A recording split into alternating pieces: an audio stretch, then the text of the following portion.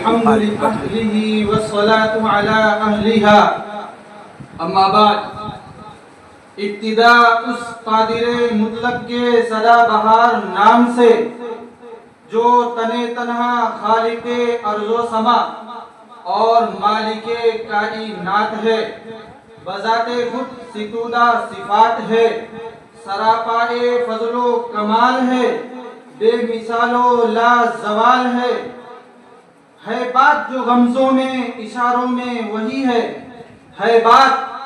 بات جو غمزوں میں اشاروں میں وہی ہے، نغموں میں مدھر تاج کے تاروں میں وہی ہے، پنہا جو سکوں میں ہے پریشاں وہ لہو میں، طوفان میں کبھی موج کی دھاروں میں وہی ہے، اعجاز مسیحا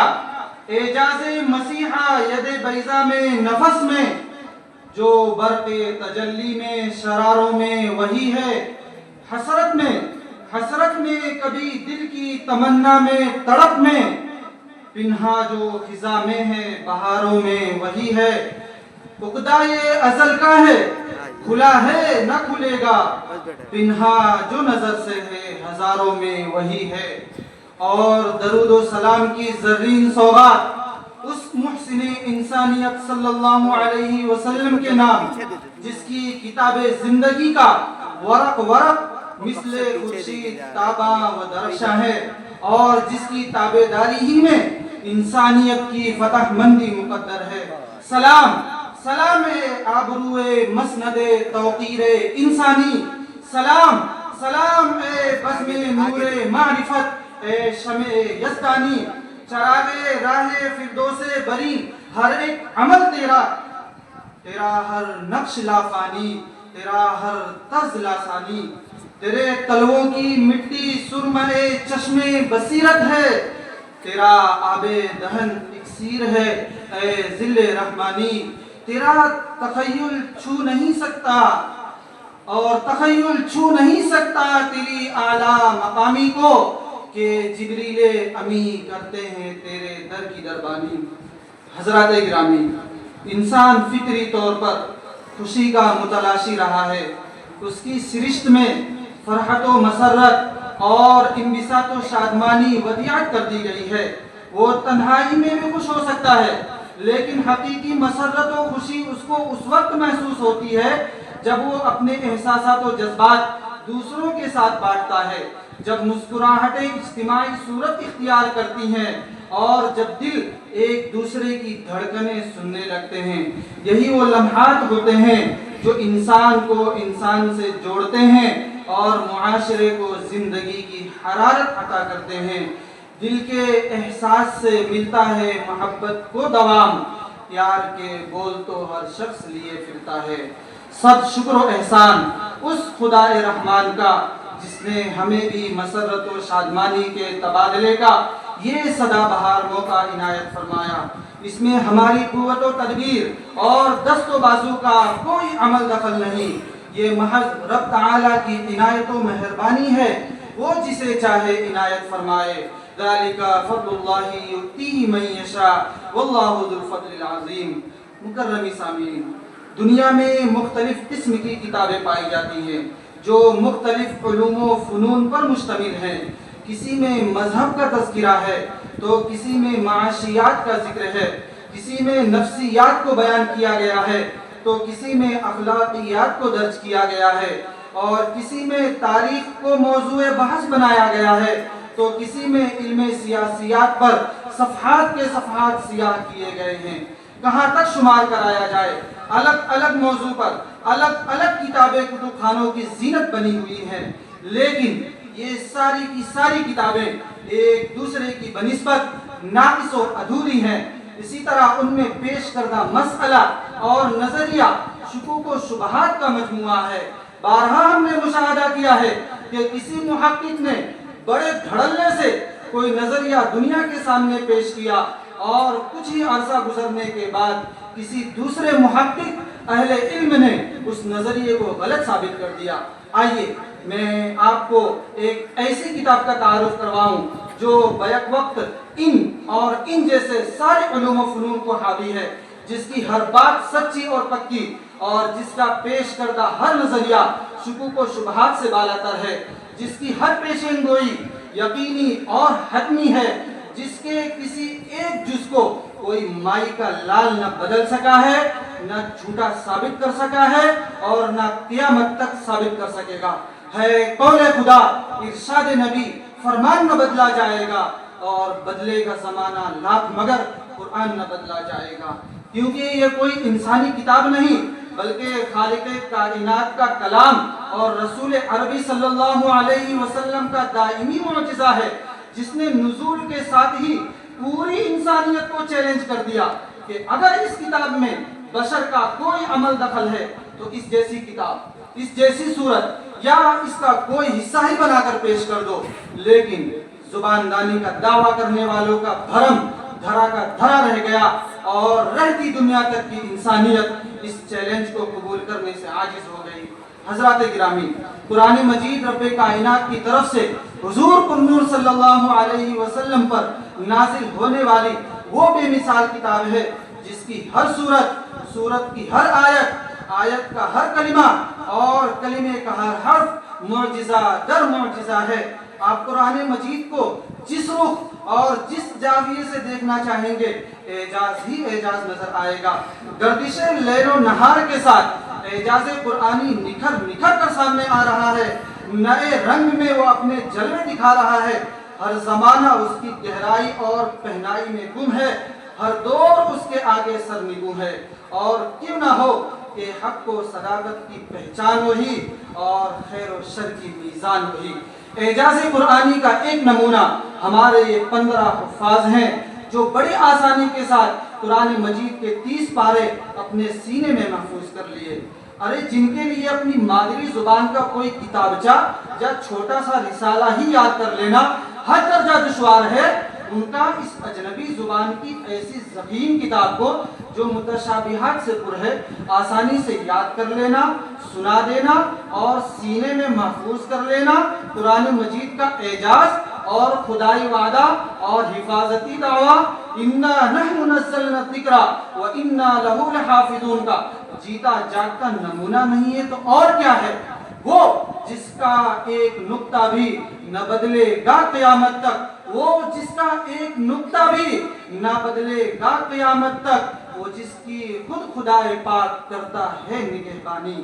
مکرمی سامعین، کسی بھی حقیقت پسند انسان کے لیے اس بات کو تسلیم کیے بغیر چارہ نہیں کہ خطۂ عالم میں خیر و خوبی اور کمال و جمال کے جتنے مظاہر ہیں، جس شکل میں ہیں اور جہاں کہیں بھی ہیں، سب کا منبع و سرچشمہ یہی کتاب ہدایت ہے۔ خوش بختی اور سعادت مندی ہے کہ ہم اسی کتاب مقدس کے پیروکار ہیں، اور مقام مسرت ہے کہ اسی کتاب الہی سے منسوب آج کے ہمارے اس جلسے کا انعقاد ہے، جسے تکمیل حفظ قرآن مجید کی سعادت سے بہرہ ہونے والے حفاظ کرام کے اعزاز میں آراستہ و پیراستہ کیا گیا ہے۔ مسرت و شادمانی کے اس موقع پر جہاں جلسہ ضروری ہے تو وہیں جلسے کی صدارت بھی ضروری ہے، مجلس کا انعقاد ضروری ہے تو صدر مجلس کا انتخاب بھی ضروری ہے، سفر کے لیے جہاں رخت سفر ضروری ہے تو وہیں سالار قافلہ اور میر کارواں کا تعین بھی ضروری ہے، اور کیوں نہ ہو کہ ٹوٹے ہوئے دلوں کو بھی حوصلہ چاہیے اور کارواں کے لیے بس مقتدا چاہیے۔ تو لیجئے میں براہ راست شرافت و انسانیت کے عظیم پیکر، عجز و انکسار اور شگفتہ مزاجی کے عالی مظہر، علمی قابلیت اور عملی مقبولیت کا دلکش نمونہ، عالمانہ وقار کا بزرگوار مجسمہ، نرم گفتار اور شیریں انداز سے ہر کس و ناکس کا من موہنے والے، ہر خاص و عام کی دینی پیشوائی اور مردہ دلوں کی مسیحائی کرنے والے، ہمارے اس علمی چمن کے گلے سرسبز، ناظم و نگراں اور مجلس خدام المدارس کالینہ ممبئی کے حالیہ صدر محترم پیر طریقت عارف باللہ حضرت مولانا احمد علی ندوی دامت فیوزہم کا نامی بطور صدر جلسہ پیش کرتا ہوں۔ آپ گل ہیں، مہک ہیں، شفق ہیں، چمک ہیں۔ آپ گل ہیں، مہک ہیں، شفق ہیں، چمک ہیں۔ پوشیدہ ہے ان لفظوں میں تصویر آپ کی۔ اسی طرح عروس البلاد شہر ممبئی بھیونڈی سے تشریف لانے والے مہمان مکرم، گوناگون خصوصیات و صفات کے حامل، قوم و ملت کے مقبول رہنما اور نرم دم گفتگو اور گرم دم جستجو کے مخصوص سانچے میں ڈھل کر اپنے کردار و اطوار سے لوگوں کو اپنی جانب متوجہ کرنے والے، خصوصی مجلس اور عمومی پلیٹ فارم سے اپنے وعظ و ارشاد کے ذریعے گمگشتہ راہوں کو صحیح سمت سفر کا تعین کرانے والے، رمز آشنائے شریعت، نباز زمانہ، شیخ طریقت، عارف باللہ، نمونہ اسلاف، مفسر قرآن، خادم کتاب السنت، حضرت مولانا پیر سید محمد طلحہ صاحب قاسمی نقشبندی دامت برکاتہم العالیہ، خلیفہ و مجاز بیعت قطب عالم حضرت مولانا پیر ذوالفقار احمد نقشبندی مجددی نور اللہ مرقدہ کا نام نامی بحیثیت مہمان خصوصی پیش کرتا ہوں۔ ان کی آمد سے بدل جاتا ہے دل کا موسم، ان کی آمد سے بدل جاتا ہے دل کا موسم، جب یہ ہوتے ہیں بہاروں کا سما ہوتا ہے۔ علم و فضل، دعوت و تبلیغ اور اصلاح و ارشاد کے میدان میں ان حضرات کے علمی کارنامے اور مجاہدانہ سرگرمیاں روز روشن کی طرح آیا ہیں۔ یہ شخصیات طویل قربانیوں کی پیداوار ہوتی ہیں۔ رب تعالی ہمیں ان کی قدردانی کی توفیق بخشے، ان کے نقش قدم پر چلائے اور ان کا سایہ ہمارے سروں پر صحت، سلامتی اور عافیت کے ساتھ تا دیر قائم و دائم رکھے، آمین۔ تکمیل حفظ قرآن مجید کے اس سدا بہار موقع پر حضرت صدر محترم کا اور حضرت مہمان مکرم کا، اسی طرح مدرسہ حاضہ کے فعال اور متحرک ٹرسٹی حضرت مولانا عبد الباسط منیار صاحب دامت برکاتہم العالیہ کا، اسی طرح قرب و جوار اور دور دراز سے سفری صعوبتیں برداشت کرتے ہوئے اپنی گرابار مصروفیتوں کو بالائے طاق رکھ کر ہماری حقیر دعوت کو صدائے لبیک کا عملی جامہ پہنانے والے، ہماری کاوشوں کو سراہنے اور ہمارے طلباء کی حوصلہ افزائی کے لیے جلسے میں تشریف لانے والے تمامی مہمانوں کا میں اپنی طرف سے اور کارکنان مدرسہ کی طرف سے تہہ دل سے شکریہ ادا کرتا ہوں، خوش آمدید کہتا ہوں، پرتپاک استقبال کرتا ہوں، خیر مقدم کرتا ہوں۔ اہلاً و سہلاً و مرحباً بکم کا نذرانے عقیدت و محبت پیش کرتا ہوں۔ مد نظر ہے خاطر مہمان نگاہ میں، آنکھوں کا فرش ہم نے بچھایا ہے راہ میں۔ اب بلا کسی تمہید و تاخیر کے باضابطہ تلاوت کلام اللہ سے جلسے کا آغاز کرنے کے لیے مدرسہ حاضہ سے شعبہ حفظ کے طالب علم عبد الرحمن بن عبد الودود بہار کو دعوت دیتا ہوں کہ وہ آئیں اور تلاوت کلام پاک سے جلسے کا آغاز کریں۔ شراب کہن پھر پلا ساقیہ، شراب کہن پھر پلا ساقیہ، وہی جام گردش میں لا ساقیہ۔ اعوذ باللہ من الشیطان الرجیم، بسم اللہ الرحمن الرحیم۔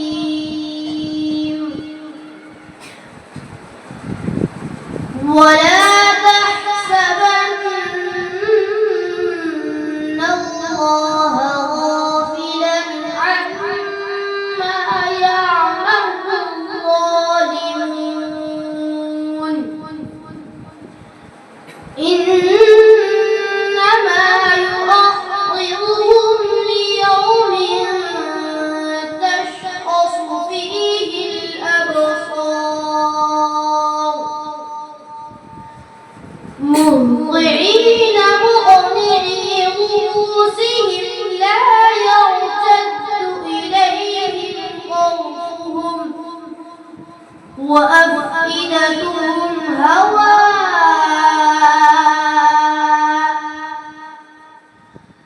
وأنذر الناس يوم يأتيهم العذاب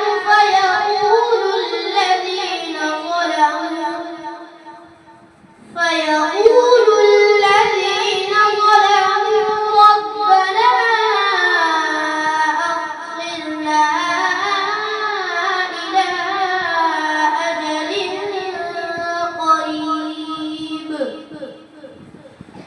نجب دعوتك ونتبع الرسل، أولم تكونوا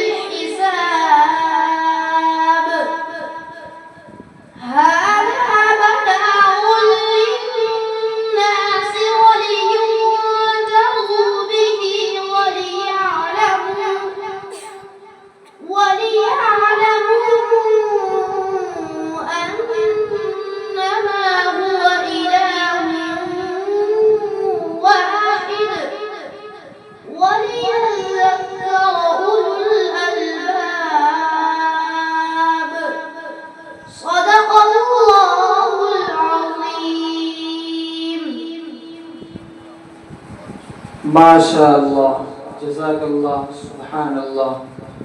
مکرمی سامعین، ابھی آپ تلاوت کلام پاک سماعت فرما رہے تھے۔ مجلس پر ایک روحانی سما طاری تھا، نورانیت پوری مجلس پر حاوی تھی۔ آپ قلب و جگر میں عجیب سی سرشاری محسوس کر رہے تھے۔ یقیناً آپ کا جی چاہ رہا ہوگا کہ طالب علم تلاوت کرتا جائے اور ہم سنتے جائیں۔ یہ قرآن مجید کا اعجاز ہے کہ اسے جتنا پڑھا جائے یا سنا جائے اتنا ہی سرور و نشاط اور ایمانی جذبہ تر و تازہ اور دوبالا ہوتا رہتا ہے۔ آئیے اب اس ایمانی جذبے کو عقیدت و وارفتگی سے ہم آہنگ کرنے کے لیے اس مسیحائے انسانیت کا تذکرہ کریں جو شریفوں میں اشرف ہے اور کریموں میں اکرم ہے، جمیلوں میں اجمل ہے، حسینوں میں احسن ہے۔ اور کیوں نہ ہو کہ خوبان جہاں کی ہے تیرے حسن سے خوبی، خوبان جہاں کی ہے تیرے حسن سے خوبی، تو خوب نہ ہوتا تو کوئی خوب نہ ہوتا۔ اور کسی نے کیا خوب کہا ہے کہ نازائیں جس پہ حسن وہ حسن رسول ہے، یہ کہکشاں تو آپ کے قدموں کی دھول ہے۔ اے کاروان شوق، اے کاروان شوق، یہاں سر کے بل چلو، طیبہ کی راہ کا تو کاٹا بھی پھول ہے۔ اور کسی نے کہا کہ ہمارے محمد نہ ہوتے جو پیدا تو ہستی نہ ہوتی عدم سے ہویدا، نہ ہوتا کوئی دلربا اور شیدا، نہ مجنوں نہ ناقہ نہ محمل نہ لیلا۔ وہ لولا کلم کے مناروں میں چمکے، وہ تنہا تھے لیکن ہزاروں میں چمکے۔ تو لیجئے اسی ذات عالی مرتبت کی قصیدہ خوانی اور مدح بیانی کے لیے مدرسہ حاضہ سے شعبہ حفظ ہی کے طالب علم محمد راغب بن مرشد عالم بہار کو دعوت دیتا ہوں کہ وہ آئیں اور شان رسالت مآب صلی اللہ علیہ وسلم میں نظرات عقیدت و محبت پیش کریں۔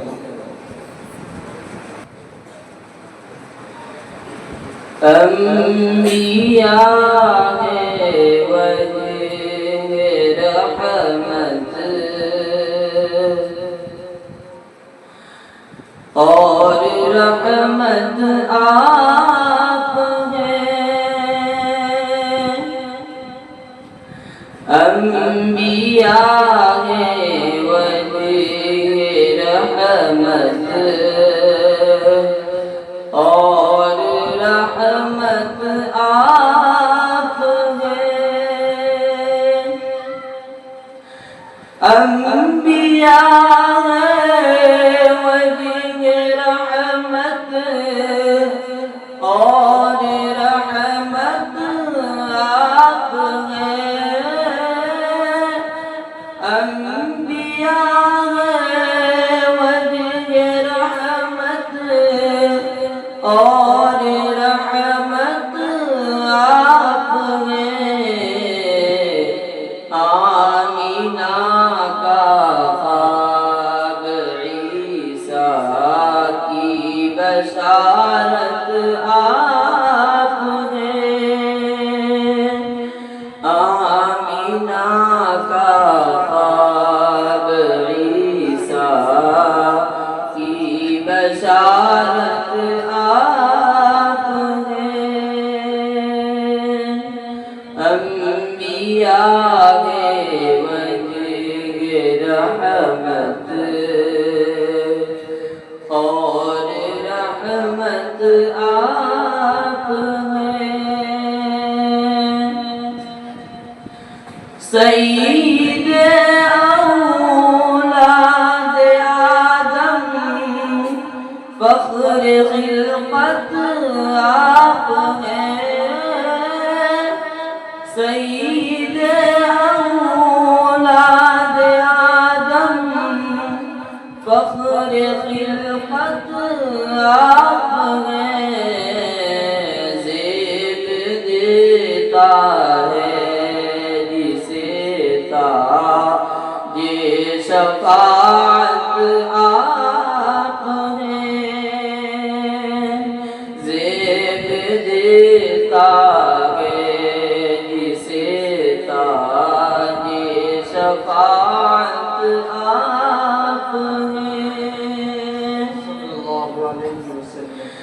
دست اقداس میں نواء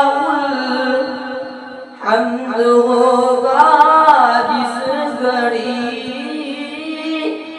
دست اقداس میں نواء الحمد ہوگا جس گھڑی جان لیں گے سب شفیع خیر امت آپ ہیں جان لیں گے سب شفیع خیر امت آپ ہیں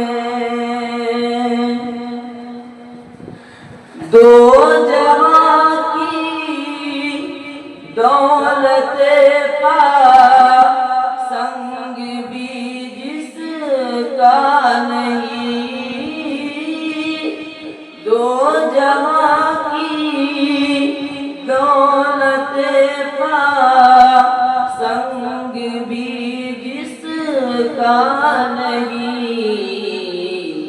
گوہر نایاب وہ در محبت آپ ہیں گوہر نایاب وہ در محبت آپ ہیں انبیاء میں وجہ رحمت اور رحمت آپ ہیں چاند دو ٹکڑے ہوا تھا عید میں جس ذات کی چاند دو ٹکڑے ہوا تھا عید میں جس ذات کی وہ امام الانبیاء شان رسالت آپ ہیں وہ امام الانبیاء شان رسالت آپ ہیں انبیاء ہے وجہ رحمت اور رحمت آپ ہیں قبلہ اول کی عظمت کا ہے کیا پھر پوچھنا قبلہ اول کی عظمت کا ہے کیا پھر پوچھنا کر چکے نبیوں کی اس میں جب امامت آپ ہیں کر چکے نبیوں کی اس میں جب امامت آپ ہیں انبیاء ہے وجہ رحمت اور رحمت آپ ہیں انبیاء ہے وجہ رحمت اور رحمت آپ ہیں آمینہ کا خواب عیسیٰ کی بشارت آپ ہیں ماشاءاللہ بہت خوب موصوف اپنے سوز و گداز بھرے لہجے سے ہم تمام کی عقیدت و وارفتگی کو جلا بخش رہے تھے اللہ تعالیٰ ان کی آواز میں مزید تاثیر پیدا فرمائے اور اپنی آواز کے ذریعے اسلام اور تعلیمات اسلام کی آبیاری کی توفیق عطا فرمائے۔ جب یہ نعت پڑھ رہے تھے تو میرے ذہن و دماغ میں ایک شعر گردش کر رہا تھا کہ سب کے رتبے ہیں اعلیٰ خدا کی قسم، سب کے رتبے ہیں اعلیٰ خدا کی قسم، سب نبی اپنی اپنی جگہ محترم، آپ کے بعد محبوب رب جہاں اور کوئی نہیں حضور آپ ہیں۔ مکرمی سامعین، رب تعالیٰ کے فضل و کرم سے آج کے ہمارے اس پروگرام کا تمہیدی مرحلہ طے ہو چکا۔ آئیے اب مقصد اصلی کی طرف رجوع کریں۔ آج کی اس تقریب کے انعقاد کا اصل مقصد امسال حفظ قرآن مجید کی تکمیل کرنے والے طلباء کرام کے آخری درس کی سماعت اور اس موقع پر ہونے والی مستجاب دعاؤں میں شرکت ہے۔ امسال حفظ قرآن مجید کی تکمیل کرنے والے سعادت مند طلباء کی تعداد 15 ہے، جن کے اسماء یہ ہیں: حافظ محمد مسرور بن محمد صابر بہار، حافظ محفوظ عالم بن مضیف الرحمن بہار، حافظ وسیع اللہ بن محمد ظفر بہار، حافظ محبوب عالم بن دبیر الدین بہار۔ ان کے استاد محترم ہیں مولانا رشید احمد صاحب یوپی، حافظ محمد ذیشان بن اصغر علی بہار، حافظ نور اللہ بن نیر عالم بہار۔ ان کے استاد محترم ہیں مولانا مستقیم صاحب یوپی، حافظ محمد ثاقب بن محمد فاضل سلواس، حافظ عبد الرشید بن محمد نعیم بہار، حافظ محمد ثاقب بن مجیب عالم بہار، حافظ محمد زکریا بن جابر محمد بھوپال، حافظ محمد راحل بن محمد سلیم بہار۔ ان کے استاد محترم ہیں قاری محمد صدیق صاحب گوئیما، حافظ محمد عامر بن علی حسن بہار۔ ان کے استاد محترم ہیں مولانا مجتبیٰ صاحب پالنپور، حافظ محمد زید بن برہان اختر ممبئی، حافظ وسیم جعفر بن ظہیر الدین بنگال، حافظ محمد مستقیم بن اکبر حسین بہار۔ ان کے استاد محترم ہیں مولانا فضیل صاحب پالنپور۔ میں امسال ان تکمیل کرنے والے طلبہ کرام سے گزارش کرتا ہوں کہ اکابرین کو اپنا آخری درس سنا کر حفظ قرآن مجید کی تکمیل فرمائیں۔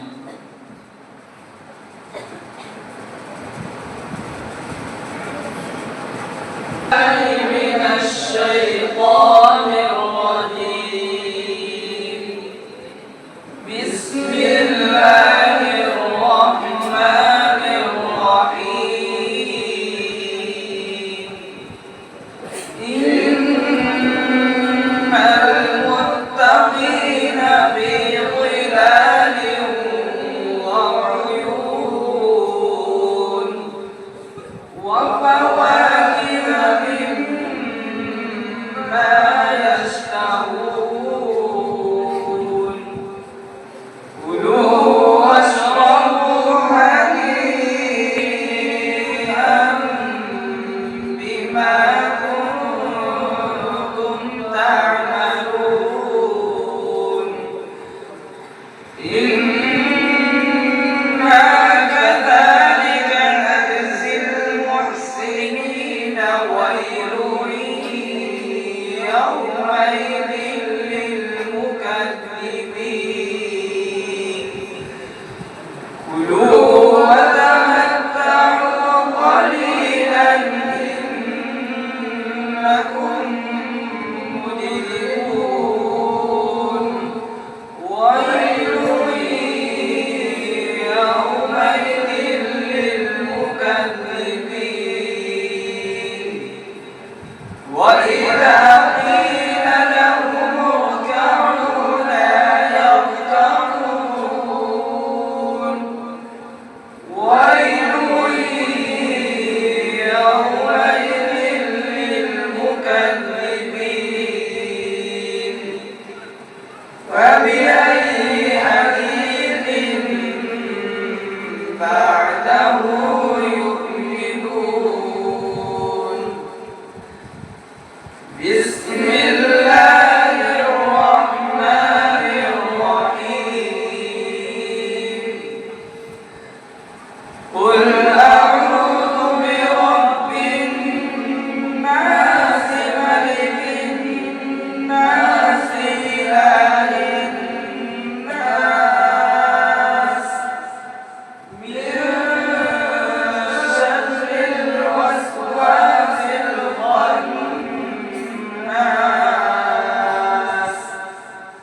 الذي يوسوس في صدور الناس من الجنة والناس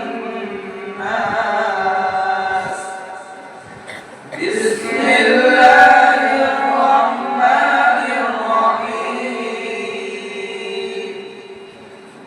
الحمد لله رب العالمين الرحمن الرحيم مالك يوم الدين إياك نعبد وإياك نستعين اهدنا الصراط المستقيم صراط الذين أنعمت عليهم غير المغضوب عليهم ولا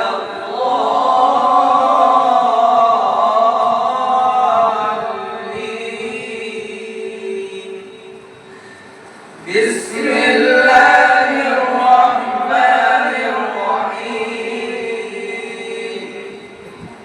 ألف لام ميم ذلك الكتاب لا ريب فيه هدى للمتقين الذين يؤمنون بالغيب ويقيمون الصلاة ومما رزقناهم ينفقون والذين يؤمنون بما أنزل إليك وما أنزل من قبلك وبالآخرة هم يوقنون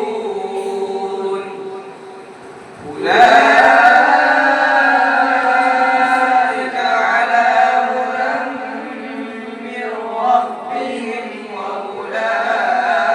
وأولئك هم المفلحون صدق الله العظيم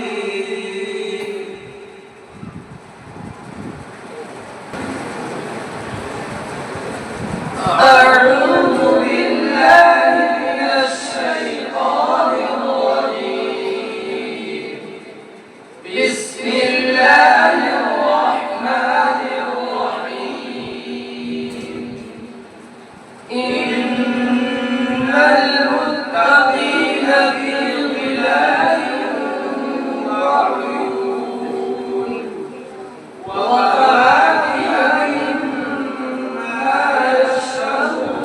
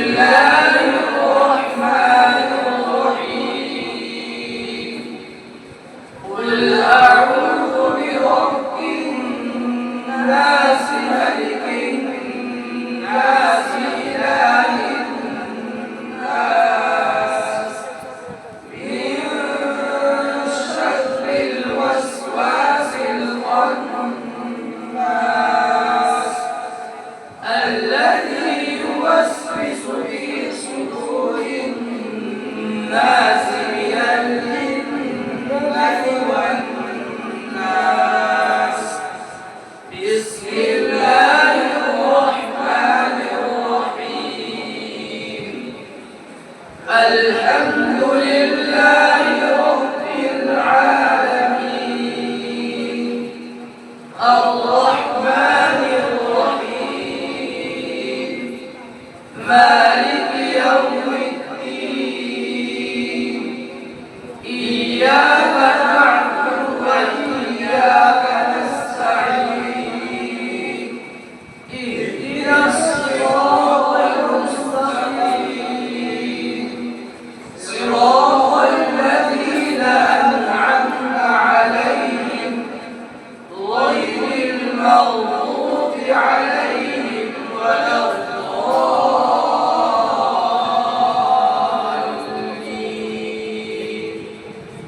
بسم الله الرحمن الرحيم ألف لام ميم ذلك الكتاب لا ريب فيه هدى للمتقين الذين يؤمنون بالغيب ويقيمون الصلاة ومما رزقناهم ينفقون والذين يؤمنون بما أنزل إليك وما أنزل من قبلك وبالآخرة هم يوقنون أولئك على هدى من ربهم وأولئك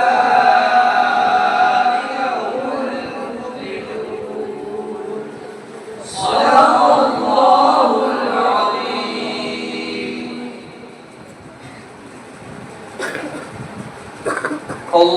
اللهم آنس وحشتنا في قبورنا اللهم ارحمنا بالقرآن العظيم واجعله لنا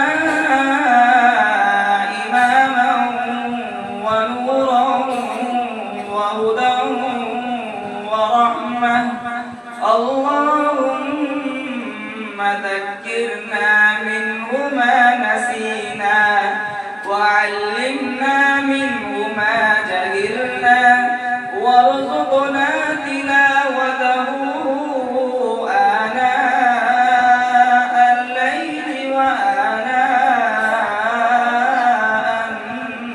النهار واجعله لنا حجة يا رب العالمين حافظ محمد صابر بہار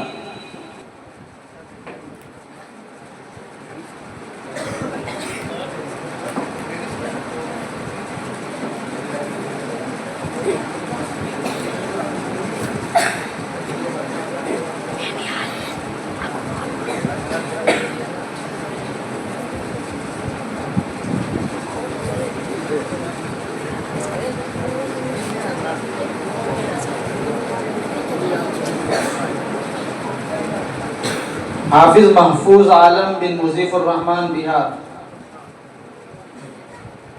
حافظ وسیع اللہ بن محمد ظفر بہار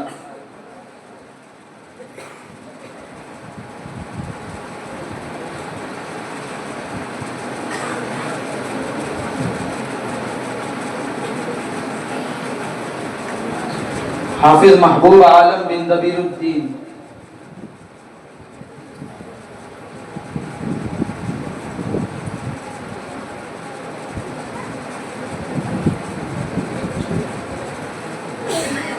حافظ محمد ذیشان بن اصغر علی بہار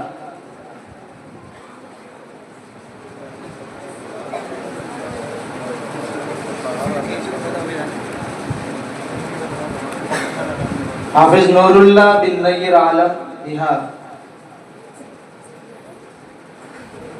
حافظ محمد ثاقب بن محمد فاضل سلواس حافظ عبد الرشید بن محمد نعیم بہار،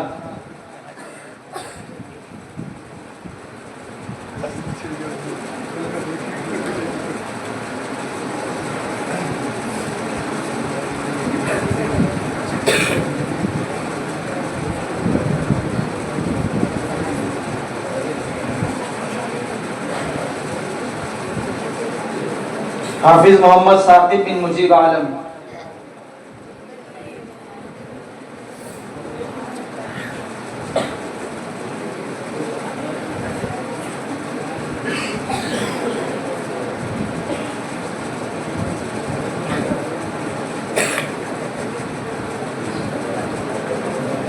حافظ زکریا بن جابر محمد بھوپال،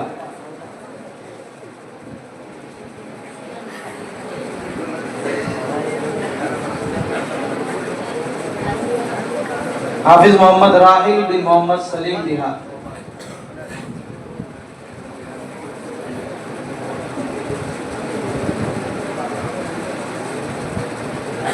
حافظ محمد عامر بن علی حسن بہار،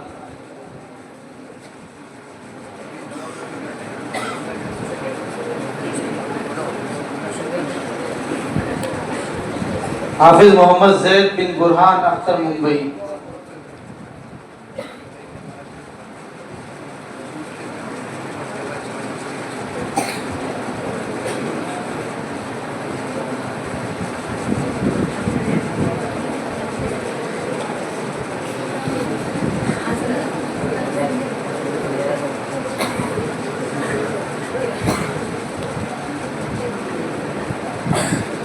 حافظ وسیم جعفر بن ظہیر الدین بنگال،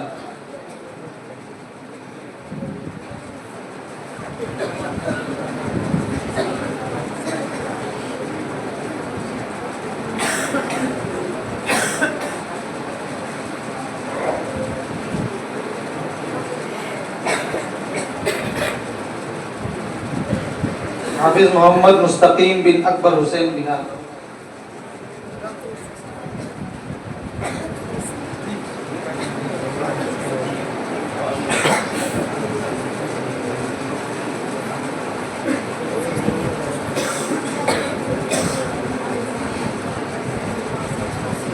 حضرات گرامی، ہمارے اس ادارے کی یہ حسین روایت رہی ہے کہ طلبہ حافظ ہونے کے بعد سال بھر قرآن مجید کے آموختے اور دور پر اس قدر محنت کرتے ہیں کہ سال کے آخر میں پورا قرآن مجید ایک نشست اور ایک بیٹھک میں سنا سکیں۔ الحمدللہ ثم الحمدللہ، آج بھی ہمارے درمیان ایسے طلبہ موجود ہیں جنہوں نے پورا قرآن مجید ایک بیٹھک میں سنایا ہے۔ یہ کل 3 طلبہ ہیں، میں ان کے اسماء پیش کرنا چاہتا ہوں۔ حافظ محمد مکرم بن محمد فیضان بجنور، یہ طالب علم مولانا رشید احمد صاحب یو پی سے متعلق ہے، اور حافظ ابو طلحہ بن ابرار الحق بہار، یہ طالب علم مولانا مستقیم صاحب یو پی سے متعلق ہے، اور حافظ سراط اللہ بن عزیز اللہ یو پی، یہ طالب علم قاری محمد صدیق صاحب گوئمہ سے متعلق ہے۔ رب تعالیٰ اس حسین کاوش کو قبول فرمائے، نظر بد سے بچائے، اور ان کے اساتذہ کو جزائے خیر عطا فرمائے۔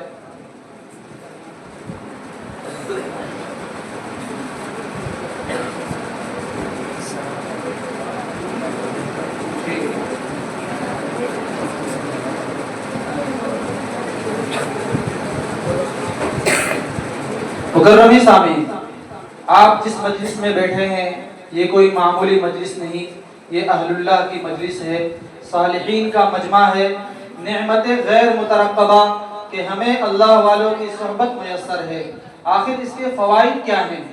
اللہ والوں کی صحبت روحانی ترقی، اصلاح نفس اور دنیاوی فتنوں سے بچاؤ کا بہترین ذریعہ ہے، رحمت خداوندی اور برکت الہی کا باعث ہے، انسان کو اللہ تعالیٰ سے قربت حاصل ہوتی ہے اور اخلاقی اقدار کو مضبوطی حاصل ہوتی ہے، جس سے معاشرہ مثبت تبدیلی سے ہمکنار ہوتا ہے۔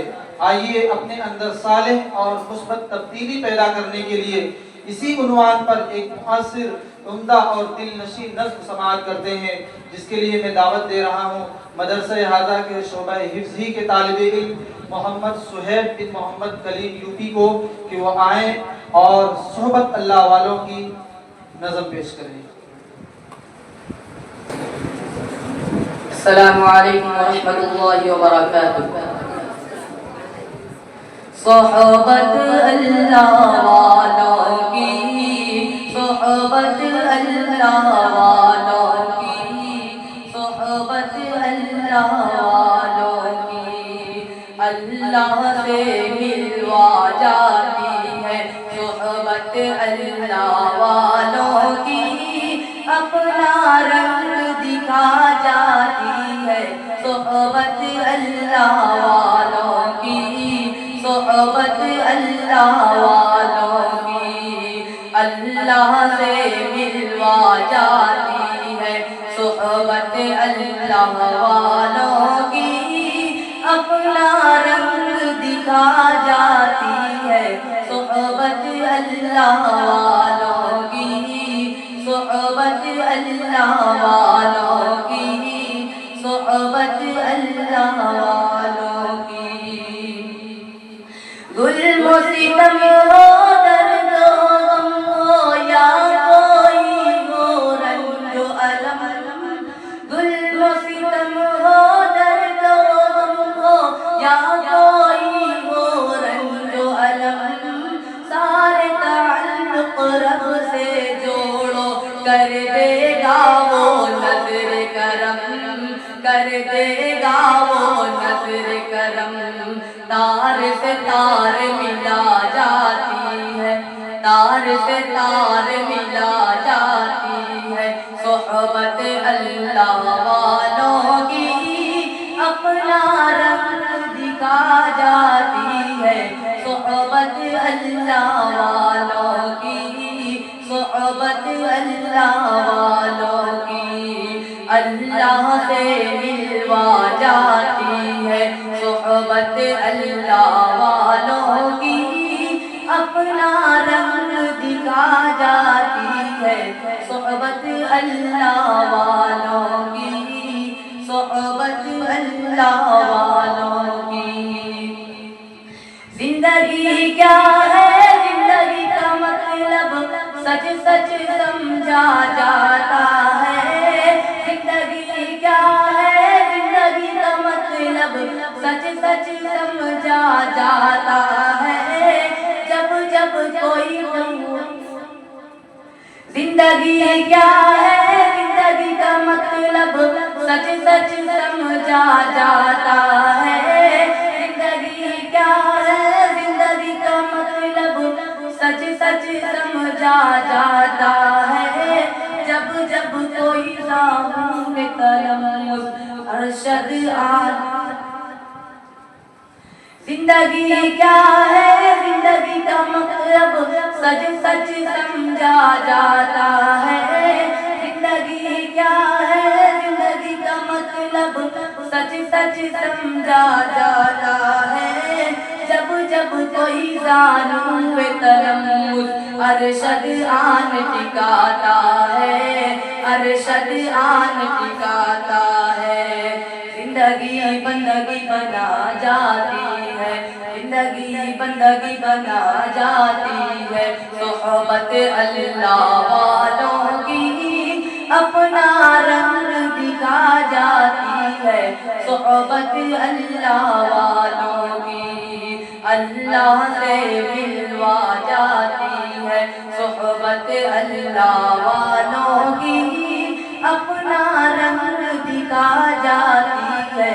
صحبت اللہ والوں کی، صحبت اللہ والوں کی. حق فقیر ہے یہ، بدر منیر ہے یہ. حق فقیر ہے یہ، بدر منیر ہے یہ.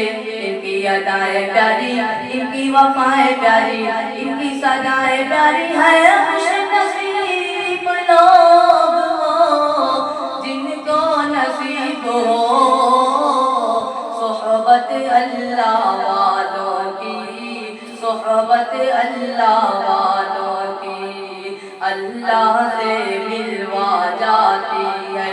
صحبت اللہ والوں کی اپنا رنگ دکھا جاتی ہے. صحبت اللہ والوں کی، صحبت اللہ والوں کی. صحبت اللہ والوں کی۔ السلام علیکم۔ ماشاءاللہ، بہت خوب۔ اب میں بغیر کسی تمہید و تاخیر کے بڑے ہی ادب و احترام کے ساتھ آج کی ہماری اس مجلس کے زینت اور مہمان مکرم حضرت مولانا پیر سید محمد طلحہ صاحب نقشبندی دامت برکاتہم العالیہ سے ادباً گزارش کر رہا ہوں کہ حضرت اپنے ناصحانہ کلمات سے اور ارشادات عالیہ سے ہم تمام کو مستفید فرمائیں۔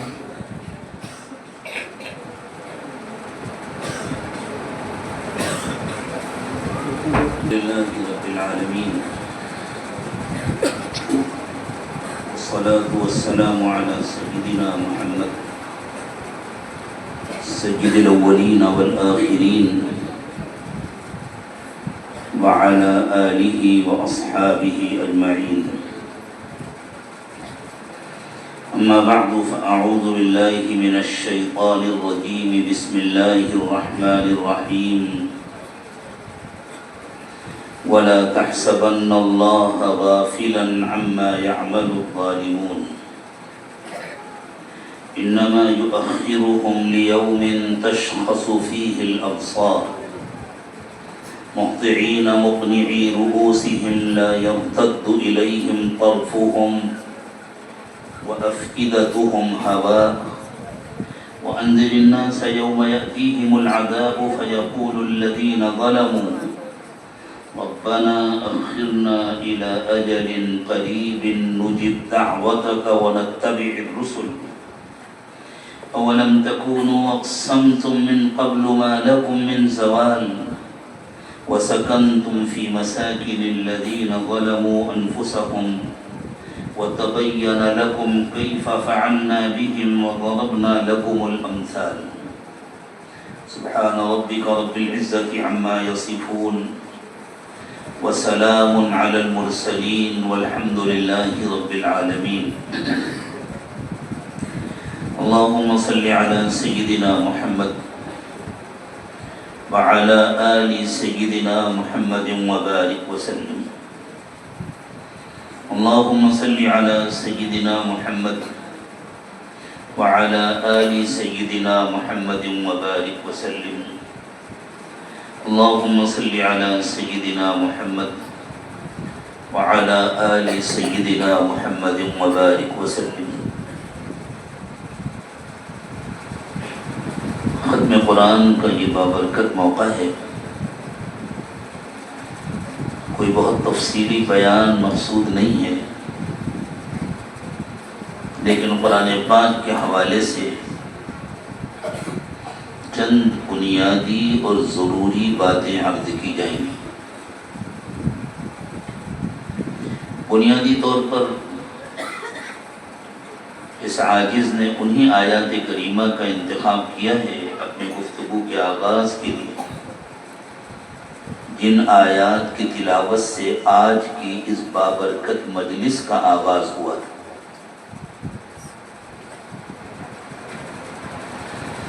اس کائنات کو اللہ تعالیٰ نے بہت منظم اور باقاعدہ بنایا ہے۔ کائنات کی کوئی چیز فضول نہیں ہے، کسی چیز کو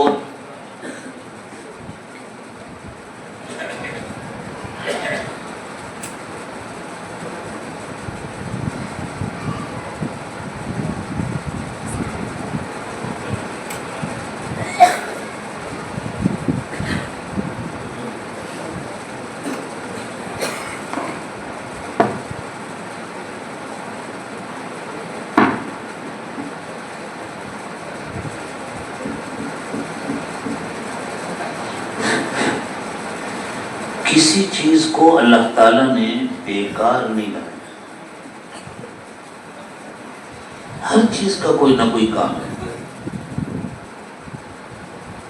کیڑے مکوڑے بھی بیکار نہیں پیدا ہوتے، کوئی درخت، کوئی بوٹی، کوئی پتھر، زمین اور آسمان میں کوئی چیز ایسی نہیں ہے جس پر انگلی رکھ کر دنیا کا کوئی بڑا سے بڑا ملحد یہ کہہ سکے کہ یہ چیز بیکار بنی. مجھے ماضی قریب کا ایک واقعہ یاد آ گیا. چین میں جب کمیونسٹ انقلاب آیا اور چونکہ ان کے ہاں آبادی بہت زیادہ تھی اور اس وقت تک ان کے پاس وسائل کم تھے، اور کمیونسٹوں کا تو یہ خیال ہے نا کہ یہ دنیا بس خود بخود بن گئی ہے، خود بخود چل رہی ہے، تو ان کے ماہرین نے حکومت کو یہ رپورٹ دی کہ جو چڑیاں ہوتی ہیں چھوٹی چھوٹی ہمارے یہاں جن کو گوریا کے اس قسم کی چڑیاں، ایک چڑیا پورے سال میں تقریباً 4 کلو غلہ کھا جاتی ہے. تو اب اگر لاکھوں چڑیاں ہیں تو کتنا غلہ ضائع ہو جائے اور اس سے کتنی آبادی کا پیٹ بھرا جا سکتا ہے. تو حکومت کی طرف سے یہ فیصلہ کیا گیا کہ ہمیں اپنے ملک میں کوئی چڑیا باقی نہیں رکھنی، ان کو مارنا ہے. اب چونکہ یہ حکومت کا فیصلہ تھا تو لوگوں نے چڑیا مارنا شروع کر دیا.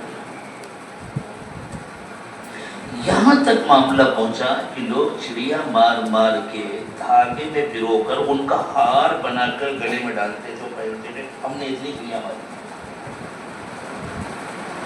لاکھوں چڑیا مار دی. اور اس کے بعد چین میں تاریخ کا نہایت خطرناک اور بھیانک قحط پڑا اور لاکھوں لوگ بھوک سے مرے. اس کی وجہ یہ تھی کہ جب چڑیا مر گئیں تب ان کو اندازہ ہوا کہ کھیتوں میں جو کیڑے مکوڑے پیدا ہوتے ہیں جو غلے کو نقصان پہنچاتے ہیں، یہ چڑیا ان کیڑے مکوڑوں کو کھا لیتی تھی. اور ایک چڑیا اگر 4 کلو اناج کھاتی تھی تو وہ اپنی محنت کا بہت کم اجرت وصول کرتی تھی، اس سے زیادہ وہ انسانوں کی خدمت کرتی تھی. اب حکومت کی طرف سے یہ اعلان ہوا کہ نہیں، چڑیا کوئی نہ مارے، بڑھانے کی کوشش کرو. لیکن چڑیوں کو بڑھ کر پہلی تعداد میں پہنچنے میں برسوں لگ گئے. تب ان کی آنکھیں کھلیں کہ کائنات میں کوئی چیز بیکار نہیں ہے، ہر چیز اپنے کام میں لگی ہوئی ہے. جس چیز کو اللہ تعالیٰ نے جس کام کے لیے بنایا ہے وہ اپنے کام میں لگی ہوئی ہے، وہ اس کے خلاف نہیں کر سکتی. آج ہی صبح کا واقعہ ہے. فجر سے پہلے میں ایک پروگرام سننے لگا کہ انسانی زندگی کے لیے کاکروچ کتنا اہم ہے. اور ماہرین کا یہ کہنا ہے کہ اگر دنیا سے کاکروچ ختم ہو جائے تو یہ دنیا رہنے کے قابل نہ بچے گی. میں اس کی تفصیل میں نہیں جاؤں گا. ماہرین نے یہ بتلایا کہ تقریباً 4000 قسمیں ہیں کاکروچ کی، جن کے ذریعے گندگی کی صفائی بھی ہوتی ہے اور مٹی میں اگانے کی صلاحیت بھی بڑھتی ہے. اور وہ دوسرے بہت سارے جانور جو انسانوں کی مختلف خدمات انجام دیتے ہیں، کاکروچ ان کے لیے غذا کے طور پر بھی استعمال ہوتے ہیں. اور ہر چیز کو بیلنس کرنے کا ایک نظام اللہ نے بنایا ہے. کوئی چیز حد سے نہ بڑھ جائے. کاکروچ اپنا کام کرتے ہیں اور جب ان کی تعداد بڑھتی ہے تو چھپکلیاں، مینڈک، اس قسم کے جانور کاکروچ کو کھاتے ہیں. پھر جب ان کی تعداد بڑھتی ہے تو دوسرے جانور ہیں وہ ان کو کھاتے ہیں. اس طرح ہر چیز کو اللہ تعالیٰ نے بیلنس رکھا.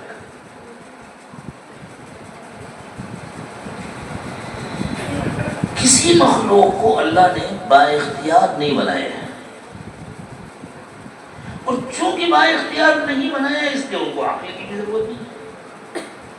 اس لیے اللہ تعالیٰ نے کسی مخلوق کو عقل نہیں دیا سوائے انسان کی. انسان کو اللہ تعالیٰ نے عقل و سمجھ سے نوازا ہے اس لیے کہ انسان کو با اختیار بنایا. انسان کو بااختیار اس لیے بنایا گیا ہے تاکہ اللہ تعالیٰ انسان کا امتحان لے. انسان کو جانچے اور پرکھے. وَهَدَيْنَاهُ النَّجْدَيْنِ. اللہ تعالیٰ نے انسان کے لیے دو راستے بنائے. آپ دیکھیں جیسے روڈ پر چلتے ہیں نا، آپ کی زبان میں چوکڑی آتی ہے، اور جب دو راستے ہوتے ہیں تو پتہ نہیں اس کو دوکڑی کہتے ہیں یا کیا کہتے ہیں. کہیں دو راستے ہوتے ہیں، کہیں تین راستے ہوتے ہیں. ڈرائیور کو اختیار ہوتا ہے کہ وہ جدھر چاہے گاڑی موڑتے ہیں. کیا کہتے ہیں؟ دو راہا. ہمارے یہاں یو پی میں تو دو راہا کہتے ہیں، اور چار راستوں کو چوراہا کہتے ہیں. تو چوکڑی کی مناسبت سے تو دوکڑی ہونی چاہیے. اپنی اپنی زبانیں، اپنے اپنی استعمال ہیں. تو بورڈ ہوتے ہیں، نشانات ہوتے ہیں، یہ راستہ ادھر جاتا ہے، یہ راستہ ادھر جاتا ہے. کیوں ہوتے ہیں یہ سب؟ اس لیے کہ گاڑی چلانے والا ڈرائیور بااختیار ہوتا ہے. اس کا دل چاہے دائیں طرف موڑ دے، اس کا دل چاہے بائیں طرف موڑ دے. لیکن ٹرین کی لائن پہ آپ نے کہیں کوئی بورڈ اور کہیں کوئی نشان نہیں دیکھا ہوگا کہ یہ لائن ادھر جاتی ہے، یہ لائن ادھر جاتی ہے. کیوں؟ اس لیے کہ ٹرین کا ڈرائیور بالکل بے اختیار ہوتا ہے. وہ تو جو لائن دے دی جاتی ہے گاڑی خود بخود اسی پہ چلی جاتی ہے، ڈرائیور کو پتہ بھی نہیں چلتا. کسی اسٹیشن پر گاڑی کس پلیٹ فارم پر جائے گی ڈرائیور کو نہیں معلوم ہوتا. وہ تو جس پلیٹ فارم کی لائن دے دی گئی اس پہ چلی جائے گی. جب وہ پہنچ جاتی ہے تب اسے پتہ چلتا ہے. تو چونکہ ٹرین کا ڈرائیور بے اختیار ہوتا ہے اس لیے اس کو رہنمائی کی ضرورت نہیں ہوتی. بس اور کار اور موٹر سائیکل کا ڈرائیور با اختیار ہوتا ہے اس لیے اس کو رہنمائی کی ضرورت ہے.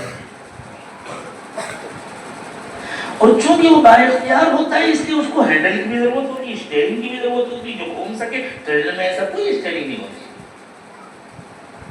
وہ گھوم ہی نہیں سکتی کسی طرح.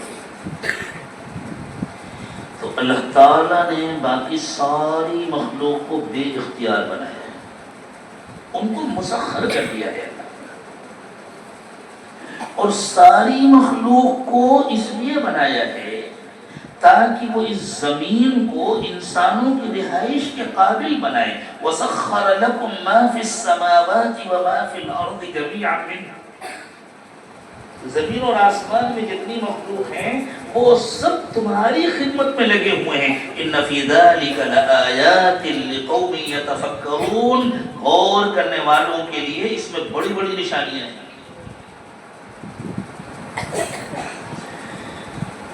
اس زمین میں دولہا بنایا ہے اللہ نے انسان کو. انسان کو با اختیار بنایا ہے تاکہ اللہ تعالیٰ اس کا امتحان لے اور وہ اپنے اختیار کا سوچ سمجھ کر استعمال کر سکے. اس لیے اللہ تعالیٰ نے اس کو عقل دی ہے. جو اپنی عقل کا صحیح استعمال نہیں کرتا اور اللہ کا انکار کرتا ہے، اللہ کے دین کا انکار کرتا ہے، وہ قیامت کے دن پاگلوں کی طرح کھڑا ہوگا، بے عقلہ کھڑا ہوگا. اللہ تعالیٰ نے ان لوگوں کا تذکرہ کیا جو کہتے ہیں کہ سود بھی تو ایک کاروبار ہے. پیسہ دینا اور پھر زیادہ وصول کرنا یہ بھی تو ایک کاروبار ہے. تو جیسے دنیا میں سارے کاروبار ہوتے ہیں یہ بھی ایک کاروبار. یہ عقل کا غلط استعمال ہے، یہ عقل کے غلط استعمال کا ایک نمونہ ہے. تو اللہ تعالیٰ نے فرمایا ہے کہ جو لوگ یہ کہتے ہیں کہ سود بھی ایک کاروبار ہے ان کے بارے میں فرمایا لا يقومون الا كما يقوم الذي يتخبطه الشيطان من المس.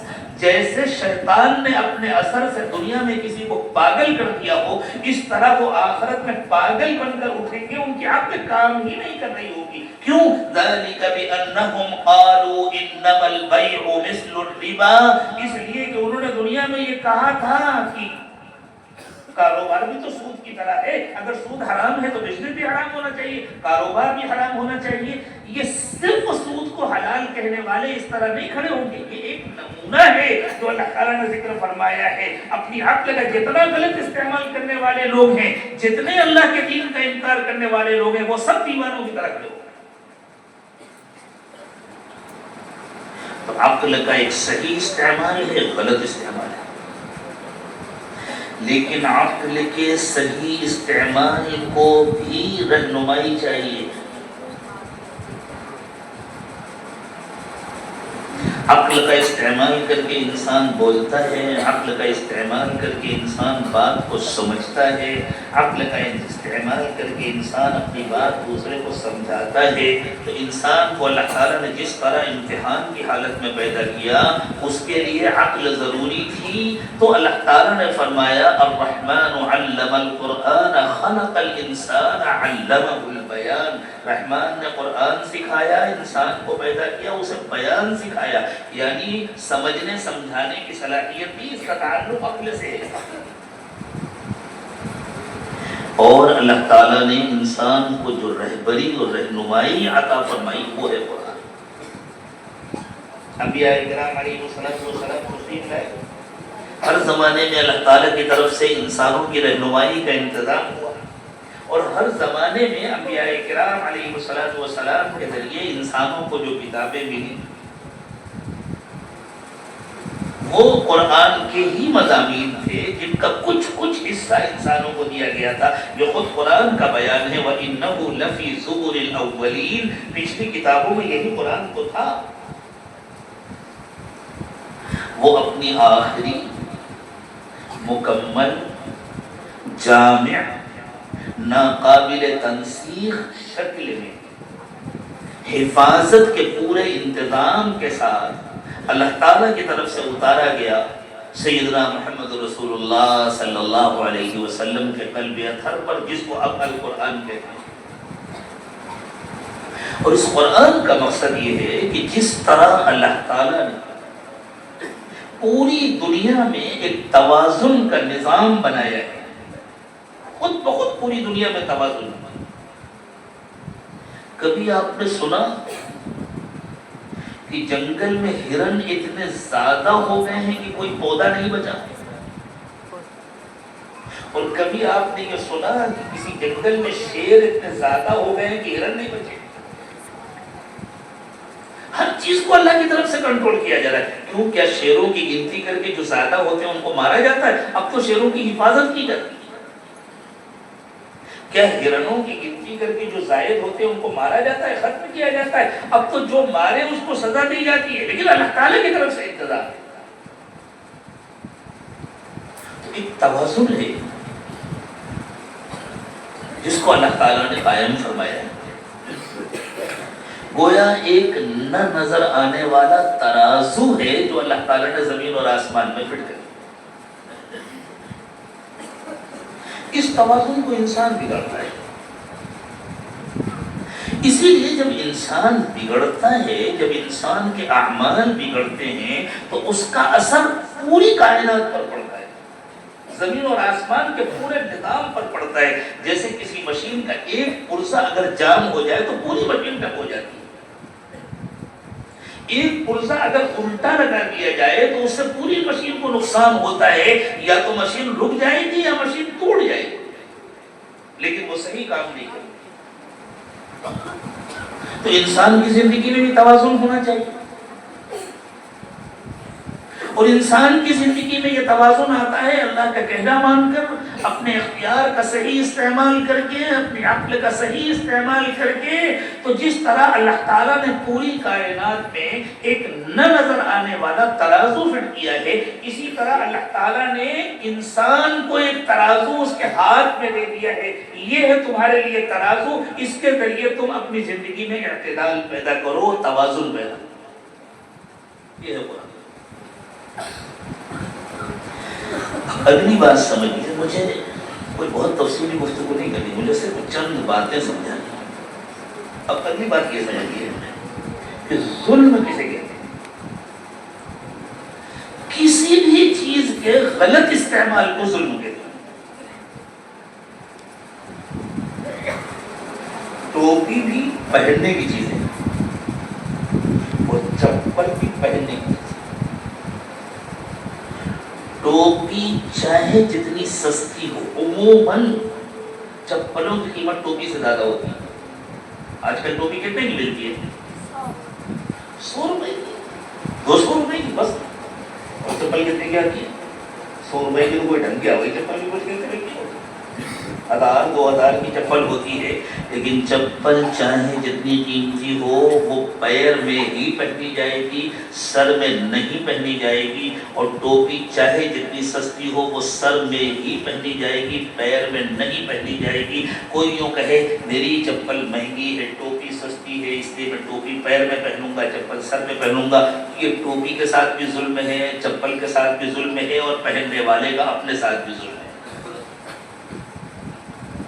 تو ظلم کسی مخصوص عمل کا نام نہیں ہے، ظلم کسی بھی چیز کے غلط استعمال کا نام ہے۔ جو بھی چیز ہو اگر اس کا غلط استعمال کیا جائے، وضع الشیء، علماء نے ظلم کی تعریف لکھی ہے وضع الشیء فی غیر محلہ، کسی چیز کو غلط جگہ پر رکھ دینا یہ ظلم ہے۔ چشمہ آنکھ میں لگانے کے لیے کوئی پیچھے رہتا، پیجامہ اوپر پہن لے، کرتا نیچے پہن لے، یہ کرتے پر بھی ظلم ہے، پیجامے پر بھی۔ انسان کو اللہ نے جنت کے لیے بنایا ہے، وہ جہنم میں جائے گی اس کا اپنے اوپر ظلم ہے۔ انسان کو اللہ نے اپنی بندگی کے لیے پیدا کیا ہے، وما خلقت الجن والانس الا لیعبدون، وہ اپنے اختیار کا غلط استعمال کرے اور شیطان کی بندگی کرے گی، انسان کا اپنے اوپر ظلم ہے۔ اسی لیے اللہ تعالیٰ نے ظالموں کے تعلق سے ارشاد فرمایا وما ظلمونا ولكن كانوا انفسهم يظلمون، لوگوں نے ہم پر کوئی ظلم نہیں کیا، وہ اپنے آپ پر ظلم کر۔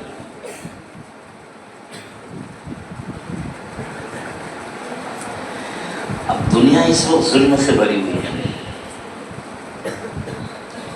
بظاہر جو لوگ دوسروں پر ظلم کرتے ہیں بہت قریب کر دوں تاکہ سب کے بات سمجھ میں آ جائے۔ مثلا اس وقت یہودی بے قصور فلسطینیوں پر ظلم کر رہے ہیں، لیکن حقیقت میں وہ اپنے اوپر ظلم کر رہے ہیں، اس لیے کہ جو بے قصور مر رہے ہیں وہ تو جنت میں جا رہے ہیں، اور جو مار رہے ہیں وہ جہنم میں جا رہے ہیں۔ اسی لیے پوری دنیا کا میڈیا ایک مثال تلاش نہیں کر سکا کہ غزہ میں کسی نے گھبرا کر خودکشی کی ہو، اور اسرائیل میں ہزاروں اب تک خودکشی کر چکی۔ یہ صورتحال خود بتلا رہی ہے کہ ظالم کون ہے اور مظلوم کون ہے، اور کامیاب کون ہے اور ناکام کون ہے۔ یعنی کامیاب تو خودکشی کرتا ہے، جو ناکام ہوتا ہے وہ خودکشی کرتا ہے، جو زندگی سے مایوس ہوتا ہے وہ خودکشی کرتا ہے، جو محروم ہوتا ہے وہ خودکشی کرتا ہے۔ ساری دنیا ظلم سے بھری ہوئی ہے، ہر شخص دوسرے پر ظلم کرتا ہے۔ جس کو اللہ کا یقین نہیں ہے، جس کو آخرت کا یقین نہیں ہے، صرف یہودی ہی ظلم نہیں کر رہے، ایک نمازی، روزے دار، جماعتوں میں وقت لگانے والا دکان پر بیٹھ کر جھوٹ بول رہا ہے، وعدہ خلافی کر رہا ہے، مال میں ملاوٹ کر رہا ہے، دھوکہ دے رہا ہے، بہنوں کا حق دبا رہا ہے، تو اپنے اوپر ظلم کر رہا ہے اور جہنمی بن رہا ہے۔ جو بھی جہنم کے راستے پر چلتا ہے، جو بھی اللہ کی نافرمانی کرتا ہے وہ ظالم ہے۔ ہمیں دوسروں کا ظلم خوب نظر آتا ہے، اپنا ظلم نہیں نظر۔ اور اس سے آگے بڑھ کر کے میں عرض کروں، ہماری زندگی کیا ہے؟ یہ وقت جو بڑی تیز رفتاری کے ساتھ گزر رہا ہے، یہی تو ہماری زندگی۔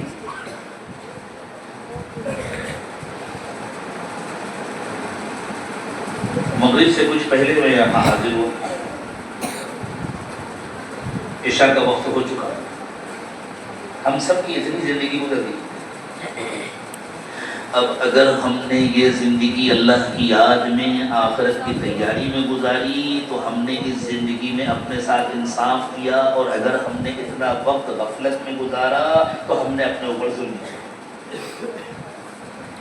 اسی لیے اللہ تعالیٰ نے فرمایا وَلْتَنْظُرْ نَفْسٌ مَا قَدَّمَتْ لِغَدٍ، ہر شخص ہر وقت اس پر نظر رکھے کہ اس نے کل کے لیے کیا تیاری کی ہے۔ میرا یہ جو سیکنڈ گزر رہا ہے یہ آخرت میں مجھے کامیاب کرے گا یا ناکام کرے گا؟ اس میں میرا فائدہ ہو رہا ہے یا نقصان ہو رہا ہے؟ ہماری صلاحیتیں، ہمارا وقت، ہمارا مال اللہ کو بھول کر دنیا بنانے کے لیے نہیں ہے. اس سے بڑا اپنے اوپر کوئی ظلم نہیں ہو سکتا. اللہ تعالیٰ نے ہمیں اپنی ضرورتوں کے لیے اپنا وقت اور اپنا مال اور اپنا سرمایہ استعمال کرنے کی اجازت دی ہے، لیکن ہمیں اللہ تعالیٰ نے جو نعمتیں عطا فرمائی ہیں وہ تو آخرت بنانے کے لیے. جیسے کسی کو آپ کسی غریب آدمی کو اینٹیں دیں، بھائی ہم نے سنا ہے تمہارے پاس زمین ہے لیکن گھر بنانے کے لیے اینٹیں نہیں ہیں، یہ میرے پاس اینٹیں رکھی ہوئی ہیں، یہ لے لو. اور وہ سخی آدمی اینٹ لے کر چلے اور روڈ پر ایک ادھر پھینکے ایک ادھر پھینکے ایک ادھر پھینکے ایک ادھر پھینکے. ہو گئے دنیا والوں دیکھو میں کتنا سخی ہوں. یہ سخی ہے یا بیوقوف ہے، احمق ہے؟ اسے اینٹیں گھر بنانے کے لیے دی گئی ہیں، اسے اینٹیں ضائع کرنے کے لیے اور پھینکنے کے لیے نہیں دی گئی ہیں. ہمیں اللہ تعالیٰ نے جو وقت عطا فرمایا ہے اس سے زیادہ قیمتی کوئی چیز نہیں ہو سکتی. وہ اپنی آخرت بنانے کے لیے دیا ہے، وہ اپنی جنت بنانے کے لیے دیا ہے، ضائع کرنے کے لیے نہیں دیا.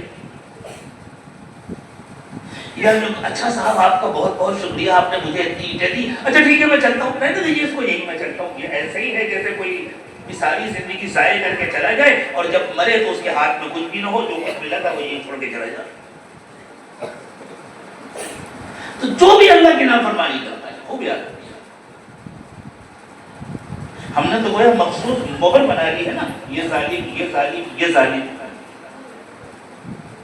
اس مہر نے ہم کو بڑا ظالم بنا دیا ہے. جو بھی اللہ کی نافرمانی کرتا ہے، جو بھی اپنی صلاحیت کا غلط استعمال کرتا ہے، جو بھی اپنے وقت کا غلط استعمال کرتا ہے، وقت کو آخرت کے لیے نہ استعمال کرنا یہ بھی وقت کا غلط استعمال ہے. وقت کو غفلت میں گزارنا یہ بھی وقت کا غلط استعمال ہے. تو جو بھی وقت کو غفلت میں گزارتا ہے وہ اپنے اوپر ظلم کرتا ہے. اب دنیا میں انسان دو قسم کے، ہر انسان یا تو اپنے ساتھ انصاف کرنے والے یا اپنے ساتھ ظلم کرنے والے. ہم اپنا جائزہ لیں کہ ہم اپنے ساتھ انصاف کر رہے ہیں یا ظلم کر رہے ہیں. ہمارا حال یہ ہو گیا کہ قرآن پاک میں کافروں کا تذکرہ ہوتا ہے، مشرکوں کا تذکرہ ہوتا ہے، ظالموں کا تذکرہ ہوتا ہے، نافرمانوں کا تذکرہ ہوتا ہے. تو ہم نے ایک ریڈ لائن بنائی ہوئی ہے، فوراً ہم کہتے ہیں یہ لائن کے اس پار والوں کا تذکرہ ہے، ہم کو اس پار ہے. اس اعتبار سے اللہ تعالیٰ نے کوئی لائن نہیں بنائی. اللہ نے تو اطاعت اور نافرمانی کے اعتبار سے لائن بنائی ہے. جو اللہ کا مطیع ہے وہ اپنے ساتھ انصاف کر رہا ہے، چاہے وہ آزر کا بیٹا ہو، چاہے وہ ابو جہل کا بیٹا ہو. اور جو اللہ کی نافرمانی کر رہا ہے وہ اپنے اوپر ظلم کر رہا ہے، چاہے وہ پیغمبر حضرت نوح کا بیٹا ہو، چاہے کسی ولی کا بیٹا ہو، چاہے کسی نبی کا بیٹا ہو. ہر انسان کی زندگی میں اس کے اعمال کا اعتبار ہے، اس کے اعمال کے ساتھ. ایک سوال ذہن میں آتا ہے کہ جب اللہ قادر مطلق ہے، عقل بھی اللہ نے دی، اللہ چاہے تو ابھی سب دیوانے ہو جائیں اور جس کو چاہتے ہیں اللہ دیوانہ کر دیتے. طاقت اور قوت بھی تو اللہ نے دی ہے نا. اللہ جس کو چاہتے ہیں اس کو اپاہج بنا دیتے ہیں، فالج ہو جاتا ہے، لقوا ہو جاتا ہے، اٹھنے کے قابل نہیں ہوتا، ہاتھ ہلانے کے قابل نہیں ہوتا، گردن توڑنے کے قابل نہیں رہتا. تو آخر دنیا میں جتنے ظالم ہیں اللہ تعالیٰ ان کی طاقتیں چھین کیوں نہیں لیتے؟ کہ اللہ کو پتہ نہیں ہے کہ وہ ظلم کر رہے ہیں، یا ان کی طاقت اللہ سے زیادہ بڑھ گئی ہے؟ اللہ تعالیٰ اس سوال کا جواب دے رہے وَلَا تَحْسَبَنَّ اللَّهَ غَافِلًا عَمَّا يَعْمَلُ الظَّالِمُونَ. یہ نہ سمجھنا کہ اللہ تعالیٰ ظالموں کے کرتوتوں کو جانتے نہیں ہیں. اللہ ان سے غافل ہے، یہ نہ سمجھنا. جیسے امتحان حال میں کسی بچے سے پرچہ نہیں لیا جاتا، وہ لکھے یا نہ لکھے. 3 گھنٹے کا وقت ہے، ایک طالب علم بیٹھا ہوا ہے قلم لے کر کچھ نہیں لکھ رہا، تب بھی وہاں جو نگراں ہے وہ اس سے پرچہ نہیں لیتا، وہ اس کو حال سے باہر نہیں نکالتا، وہ کہتا ہے وقت ختم ہو جانے کو 3 گھنٹے کے بعد جو دیکھ لیں تم کو بس گول گول گول گول انڈے دیں گے، اسکول سے باہر کریں گے، یہ اس قابل نہیں ہے، اس کی وجہ سے ہمارے اسکول کی بدنامی ہو رہی، لیکن ان 3 گھنٹوں کے اندر وہ کچھ نہیں کرے گا۔ تو اللہ تعالیٰ فرماتے ہیں ہم نے تم کو امتحان کے لیے پیدا کیا ہے، اس لیے تمہاری موت سے پہلے کا جو وقت ہے اس میں ہم نے چھوٹ دی ہوئی ہے۔ انما یؤخرهم لیوم تشخص فیہ الابصار، اللہ تعالیٰ نے ان کو مہلت دی ہوئی ہے اس دن تک کے لیے جس دن آنکھیں چڑھ جائیں، جب بہت زیادہ ڈر ہوتا ہے، جب بہت زیادہ گھبراہٹ ہوتی ہے تو اس وقت انسان کی آنکھیں چڑھ جاتی ہیں۔ مہطعین مقنعی رؤوسہم لا یرتد الیہم طرفہم، گھبراہٹ کی وجہ سے ان کی نگاہیں نیچے نہیں جھکیں گی، آنکھیں چڑھی ہوں گی اور یوں اونچی گردن کر کے جیسے کوئی دیوانہ ہوتا ہے، ناسمجھ ہوتا ہے اور بہت پریشان اور گھبرایا ہوا ہوتا ہے، تو اس طرح سر اس کا اونچا ہو جاتا ہے، ان کی آنکھیں چڑھی ہوں گی، ان کے سر آسمان کی طرف اٹھے ہوں گے، ان کی نگاہیں آسمان کی طرف ہوں گی اور پلک جھپکنے کا نام نہیں لے گی، اور اس حال میں وہ گھبراہٹ میں دوڑ لیں گے۔ وَأَفْئِدَتُهُمْ هَوَاءٌ، اور دلوں کا تو حال برا ہوگا، ایسا لگے گا جیسے دل بالکل خالی ہو گئے ہیں، ہوا میں اڑے جا رہے ہیں۔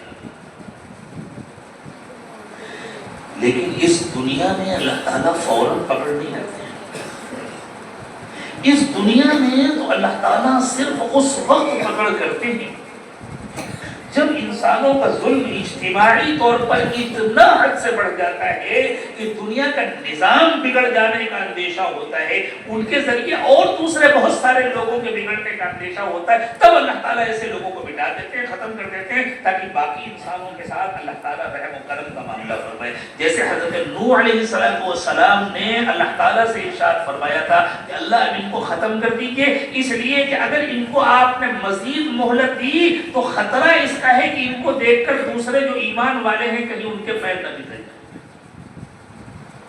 اس وقت اللہ تعالیٰ کی طرف سے عذاب آتا ہے، ورنہ عام حالات میں اللہ کی طرف سے ڈھیل دی جاتی ہے۔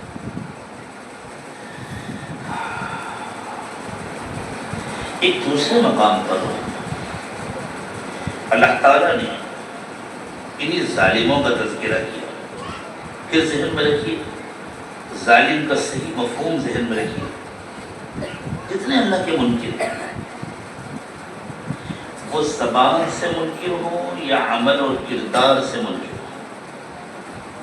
ایک آدمی زبان سے انکار نہیں کرتا، اس لیے کہ مسلمان ماں باپ کے گھر میں پیدا ہوا ہے، وہ ڈرتا ہے انکار کر دوں گا تو میری شادی کہاں ہوگی،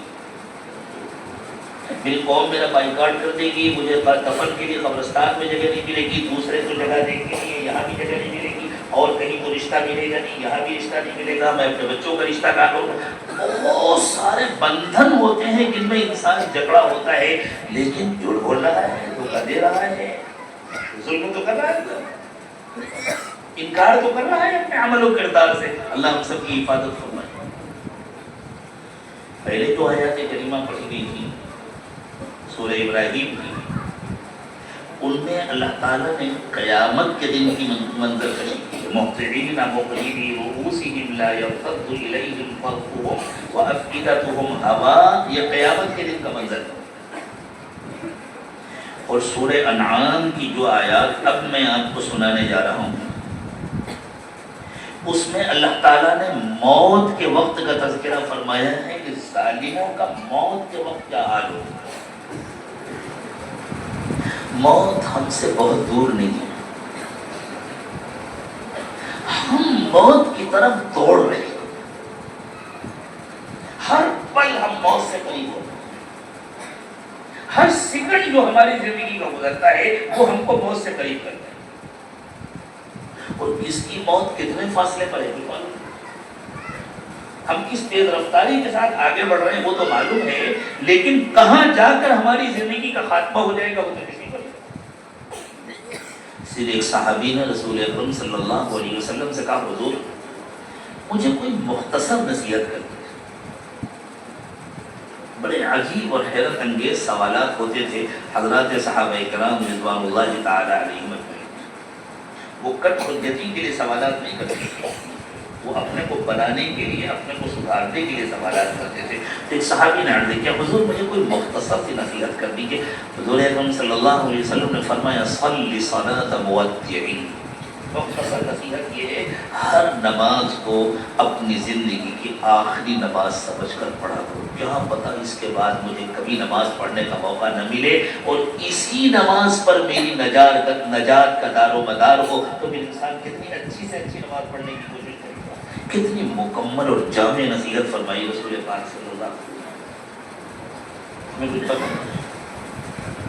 مصر کے ایک مشہور ادیب گزرے ہیں مصطفیٰ لطفی البنفلوطی، بڑے ادبا میں تھے. ان کی بہت ساری کتابیں ہیں، ان کے بہت سارے مضامین کے مجموعے ہیں. ان کے مضامین کا ایک مجموعہ ہے النظرات. کبھی کبھی کام کرتے کرتے بندہ تھک جاتا ہے، اس کا دل چاہتا ہے تھوڑا سا تفریحی مطالعہ کر لے. ایک دن میں بھی کام سے تھکا ہوا تھا تو میں النظرات کھول کر بیٹھ گیا کہ تھوڑی دیر کو ذرا سا طبیعت میں کچھ شگفتگی آئی. تو میں ان کا ایک جملہ آپ کو سناتا ہوں. انہوں نے لکھا میں نے صبح کپڑے خود پہنے تھے یہ مجھے معلوم ہے،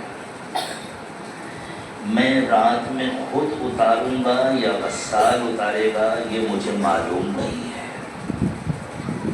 اللہ. یعنی رات مجھے ملے گی یا نہیں ملے گی.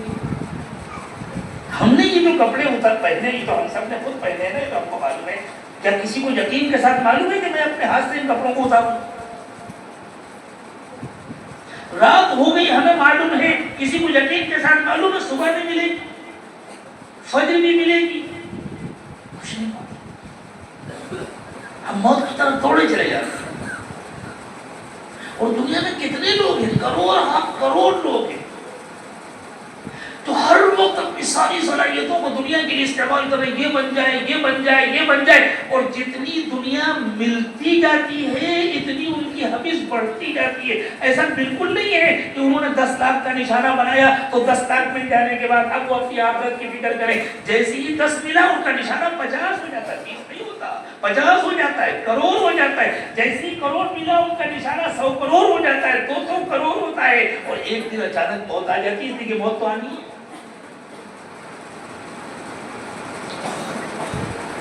اگر ہم ایسا کریں تو اپنے اوپر ظلم کر رہے ہیں. اب جب اس طرح غفلت کی حالت میں موت آتی ہے تو اللہ تعالیٰ فرماتے ہیں وَلَوْ تَرَى إِذِ الظَّالِمُونَ فِي غَمَرَاتِ الْمَوْتِ.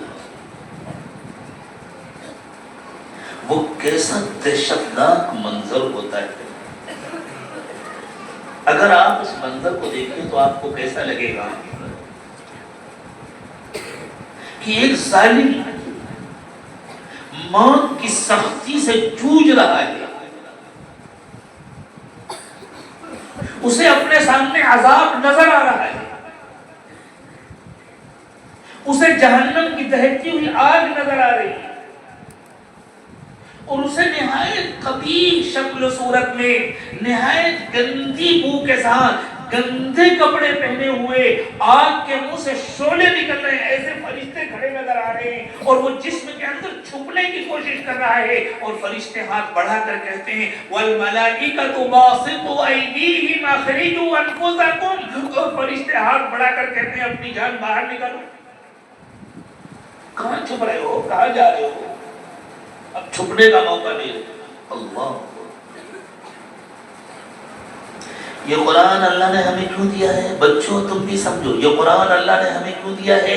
تاکہ ہم اپنے ساتھ انصاف کریں. خوب یاد رکھو اگر کوئی ایسا حافظ ہو گیا کہ وہ روزانہ ایک بیٹھک میں قرآن سنائے لیکن وہ قرآن پر عمل نہیں کرتا، وہ اپنی زندگی نہیں بناتا، وہ اپنی زندگی کو گناہوں سے خالی نہیں کرتا، تو یہ قرآن اس کے لیے مصیبت بن جائے گا، وہ ظالم ہوگا.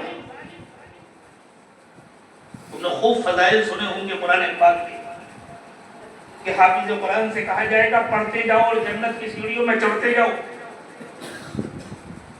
لیکن رسول پاک صلی اللہ علیہ وسلم نے جب ان فضائل کو بیان فرمایا تو صاف صاف ارشاد فرمایا فَأَحَلَّ حَلَالَهُ وَحَرَّمَ حَرَامَهُ. جس نے قرآن کے حلال کو حلال سمجھا اور جس نے قرآن کے حرام کیے ہوئے کو حرام سمجھا، یعنی اپنی زندگی اللہ کی مرضی کے مطابق گزاری، صرف اسی کے لیے فضائل۔ بہت فضیلت کی بات ہے حافظ قرآن ہونا، لیکن خوب یاد رکھو حافظ ہونا ہر شخص کے لیے فرض نہیں ہے، متقی ہونا ہر شخص کے لیے فرض ہے، چاہے چھوٹا ہو یا بڑا ہو، مرد ہو یا عورت ہو، بچہ ہو یا بوڑھا ہو، یہ طلبہ ہو یا ان کے سرپرست ہوں یا اساتذہ ہو یا نگراں ہو یا ذمہ دار ہو یا معاونین ہو یا محبین ہو، متقی ہونا ہر ایک کے لیے فرض ہے، اس لیے کہ موت ہر ایک کو آنی ہے، زندگی کو گناہوں سے خالی کرنا ہر ایک کے لیے فرض ہے۔ یہ سمجھو یہ قرآن اللہ نے ہمیں کیوں دیا ہے؟ تاکہ ہم دوسروں کی طرح اپنے اوپر ظلم نہ کریں، اپنے ساتھ انصاف کریں، اور اپنے ساتھ انصاف کیا ہے؟ اللہ کو راضی کرنا، اللہ کے حکم پر عمل کرنا، اپنی زندگی کو گناہوں کی گندگی سے پاک و صاف کرنا، اللہ کے نافرمانیوں سے بچنا، ہر وقت اللہ کو یاد کرنا، کوشش کرنا کہ ایک پل بھی ہمارا غفلت میں نہ گزرنے پائے، ہر وقت ہمارا دل اللہ کی طرف متوجہ، ہم کھا رہے ہو، پی رہے ہو، سو رہے ہو، جاگ رہے ہو، جب انسان اس کی کوشش کرتا ہے کہ وہ ہر وقت اللہ کی طرف متوجہ رہے تو پھر اللہ تعالیٰ سونے کی حالت میں بھی اس کے دل کو اپنی توجہ نصیب فرما دیتے ہیں، پھر سونے کی حالت میں بھی اس کا دل غافل نہیں ہوتا۔ اس کا اعلیٰ ترین نمونہ ہے سیدنا محمد رسول اللہ صلی اللہ علیہ وسلم، اسی لیے آپ نے اپنے بارے میں ارشاد فرمایا تنام عینایا ولا ینام قلبی، میری آنکھیں سوتی ہیں میرا دل نہیں سوتا، اور رسول پاک صلی اللہ علیہ وسلم کے صدقے اور طفیل میں اللہ تعالیٰ یہ نعمت آپ کے کامل متقین کو بھی نصیب فرماتے ہیں، اللہ ہم سب کو نصیب فرمائے، ورنہ مرنا تو ہے۔ موت کے وقت میں آنکھیں کھل جاتی ہیں، جب دنیا سمجھتی ہے کہ آنکھیں بند ہو گئی، حقیقت میں اسی وقت آنکھیں کھلتی ہیں۔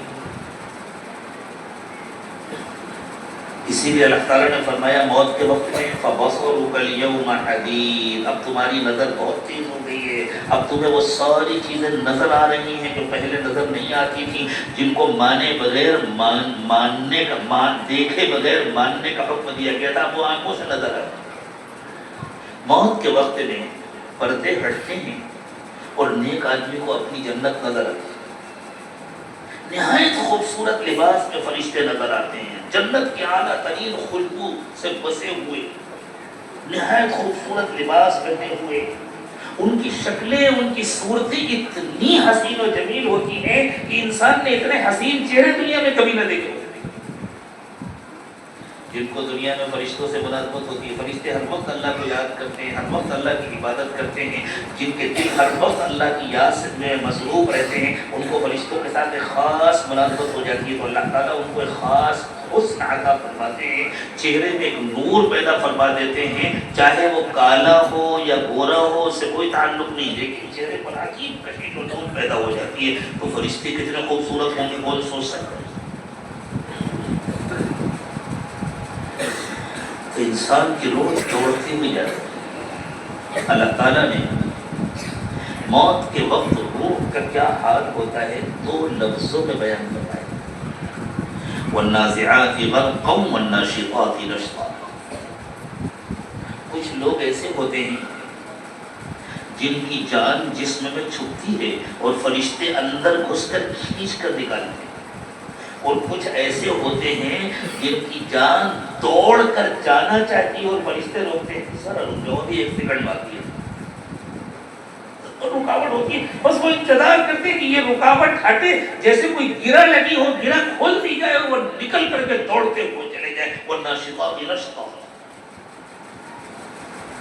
تو جن کو انعامات نظر آ رہے ہوتے ہیں، جنت نظر آ رہی ہوتی ہے، وہ تو دوڑ کر جاتے ہیں، اور جن کو جہنم کی لپٹیں نظر آ رہی ہوتی ہیں اور ایسے خوفناک فرشتے نظر آتے ہیں، ان کی جان جسم کے اندر چھپنا چاہتی ہے لیکن چھپ نہیں سکتی۔ وَالْمَلَائِكَةُ بَاسِطُو أَيْدِيهِمْ أَخْرِجُوا أَنفُسَكُمْ، فرشتے ہاتھ پھیلا کر کہتے ہیں نکالو اپنے آپ کو باہر، الْيَوْمَ تُجْزَوْنَ عَذَابَ الْهُونِ، آج تم کو ذلت کا عذاب دیا جائے،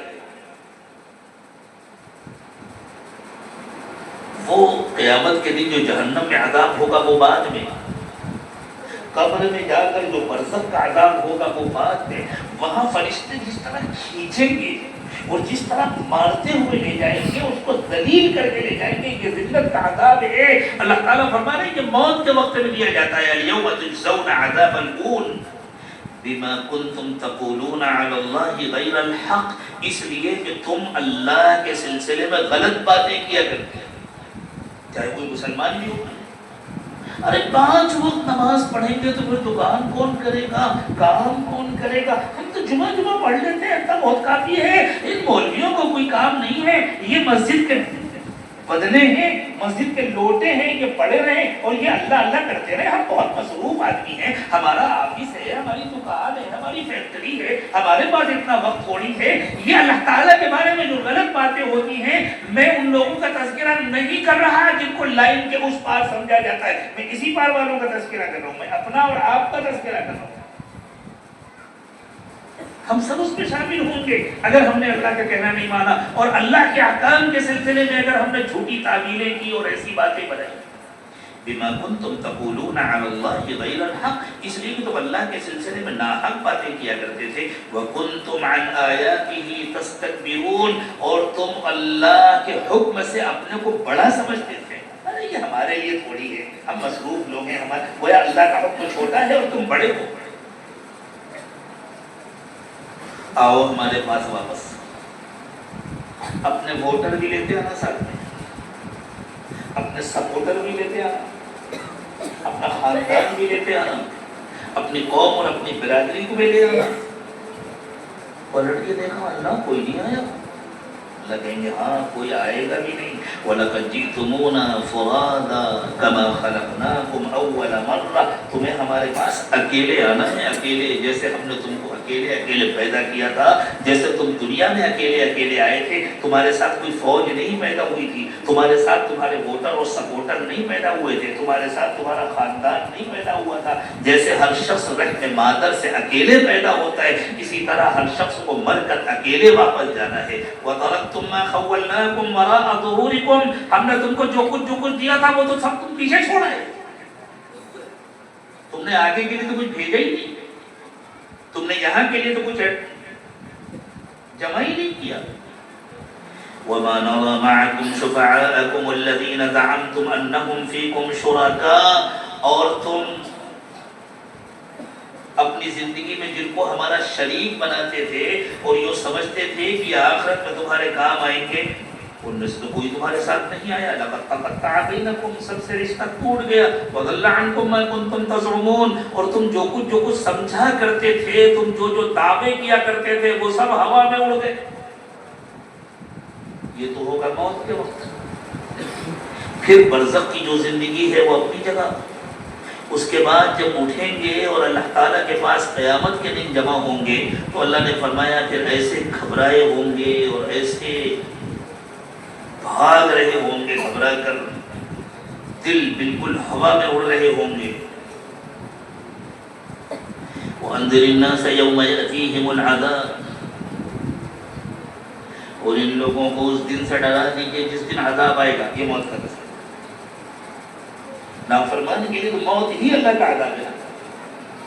موت آئی، مہلت ختم ہوئی اور بس اللہ کا عذاب شروع ہو گیا. اس نے اپنے اوپر ظلم کیا تھا.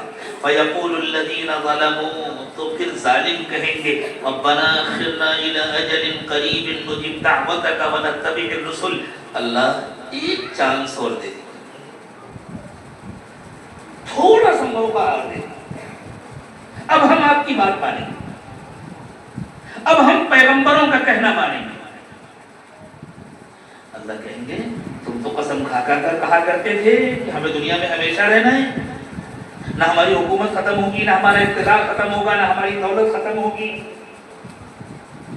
اور اگر ہم مرنے کے بعد اٹھائے گئے تو یہاں بھی ہم دولت مند ہیں، وہاں بھی ہم دولت مند ہوں گے. ہزار نافرمانیوں کے باوجود تم سمجھتے تھے کہ جنت میں تو ہماری سیٹ ریزرو ہے، ہمارا پلاٹ پہلے سے جنت میں ریزرو ہے، وہاں ہمارے لیے محل بن رہا ہے، وہاں ہمارے لیے کوٹھی بن رہی ہے. اولم تکونوا اقسمتم من قبل ما لکم من زوال، کیا تم اس سے پہلے قسم نہیں کھایا کرتے تھے کہ تمہیں کبھی ختم نہیں ہونا. وسکنتم فی مساکن الذین ظلموا انفسهم، اور تم بھول گئے ان قوموں کا انجام جنہوں نے تم سے پہلے ظلم کیا تھا. آج وہ کہاں گئے؟ انہی بستیوں میں، انہی شہروں میں، انہی قصبوں میں، انہی مکانات میں تم رہے اور تم ان کا انجام بھول گئے اور تم بھی انہی کے نقش قدم پر چلتے رہے. وَتَبَيَّنَ لَكُمْ كَيْفَ فَعَلْنَا بِهِمْ وَضَرَبْنَا لَكُمُ الْأَمْثَالَ، تمہیں پتہ ہے کہ ہم نے ان کے ساتھ کیا کیا تھا. وہ اپنے آپ کو ہماری پکڑ سے اور ہمارے عذاب سے نہیں بچا سکے. فرعون نہیں بچ سکا، اس کی قوم نہیں بچ سکی، نمرود نہیں بچ سکا، اس کی قوم نہیں بچ سکی، حامان نہیں بچا، قارون نہیں بچا، ابو جہل نہیں بچا، ابو لہب نہیں بچا، دنیا کا کوئی ظالم نہیں بچا. تو اس زمانے کے ظالموں تم نے یہ کیسے سمجھ لیا ہے کہ تم بچ جاؤ؟ وَضَرَبْنَا لَكُمُ الْأَمْثَالَ، اور تم یہ بھی نہیں کہہ سکتے کہ اللہ ہمیں تو کچھ پتا نہیں تھا، ہم نے تم کو سب بتا دیا ہے. ہم نے سب بتا دیا ہے، سب کا تذکرہ کر دیا ہے. ہم نے قوم عاد کا تذکرہ کیا، ہم نے قوم سمود کا تذکرہ کیا، ہم نے قوم نوح کا تذکرہ کیا، ہم نے آل فرعون کا تذکرہ کیا. کون سی باغی تابی قوم ہے جس کا ہم نے تم سے تذکرہ نہیں کیا؟ تم کو سب کچھ بتا دیا. اس کے باوجود اگر تم اندھے بنے ہوئے تھے تو پھر تم نے خود اپنے اوپر ظلم کیا ہے، اپنے ظلم کا انجام دیا. اس لیے میرے عزیزو، یہ قرآن اللہ تعالیٰ نے ہمیں عطا فرمایا ہے تاکہ ہم انصاف کی زندگی گزاریں، اپنے ساتھ بھی انصاف کریں، دوسروں کے ساتھ بھی انصاف کریں، نہ اپنے اوپر ظلم کریں نہ دوسروں کے اوپر ظلم کریں. اور یہ قرآن صرف ان بچوں کی ضرورت نہیں ہے، ہم سب کی ضرورت ہے. اللہ ہم سب کو اس کے مطابق زندگی گزارنے کی توفیق عطا فرمائے. وآخر دعوانا ان الحمد للہ رب العالمین.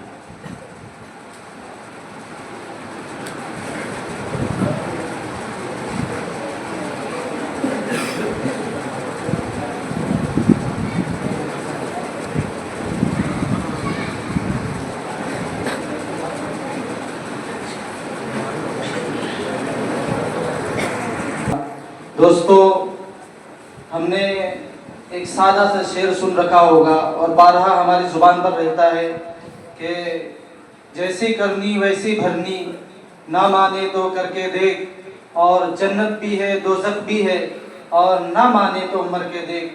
واقعتاً حضرت والا اپنے تفسیری نکات اور قرآن مجید کی آیتوں سے استشہاد کرتے ہوئے قرآن مجید کی ارشادات کی روشنی میں ہمیں اسی شعر کی علمی تفسیر بیان فرما رہے تھے اور زندگی جینے کا ہمیں گر سکھا رہے تھے. آج یہ حسین موقع ہے کہ جو ناصحانہ کلمات ہمیں توشہ سفر کی شکل میں ملا ہے اس کو ہم اپنے ساتھ لے کر جائیں اور اپنی عملی زندگی میں داخل کریں. دوستو، یہ درمیان میں ہمارا ایک تقسیم انعامات کا مرحلہ رہ گیا تھا، اب اسی کی انجام پذیری ہے. میں اپنے طلباء سے جو اس سال تکمیل کر رہے ہیں، نام ان کا میں پکار رہا ہوں. فردن جلدی اسٹیج پر چلے جائیں اور حضرت مہمان مکرم کے دست مبارک سے اپنا انعام وصول کر لیں. حافظ محمد مسرور بن محمد ثابت، حافظ محفوظ عالم بن مضیف الرحمن، حافظ وسیع اللہ بن ظفر بہار، حافظ محبوب عالم بن دبیر الدین بہار، حافظ محمد ذیشان بن اصغر علی، حافظ نور اللہ بن نیر عالم، حافظ محمد ثاقب بن محمد فاضل سیلواس، حافظ عبد الرشید بن محمد نعیم بہار، حافظ محمد ثاقب بن مجیب عالم بہار، حافظ محمد زکریا بن جابر محمد بھوپال، حافظ محمد راحل بن محمد سلیم، حافظ محمد عامر بن علی حسن، حافظ محمد زید بن برا اختر، حافظ وسیم جعفر بن ظہیر الدین، حافظ محمد مستقیم بن اکبر حسین۔ اسی طرح سے جنہوں نے اس سال ایک نشست میں پورا قرآن مجید سنایا ہے ان کا نام پکارا جا رہا ہے، وہ بھی جائیں اور اپنا انعام وصول لیں۔ حافظ محمد مکرم بن محمد فیضان، حافظ محمد ابو طلحہ بن ابرار الحق، حافظ صراط اللہ بن عزیز اللہ۔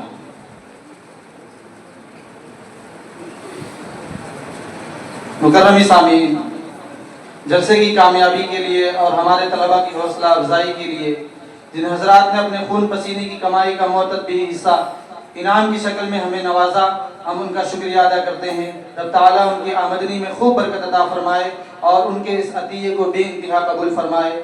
میں ان کا تذکرہ اپنا اخلاقی فریضہ سمجھتا ہوں، لیکن اس سے پہلے حضرت والا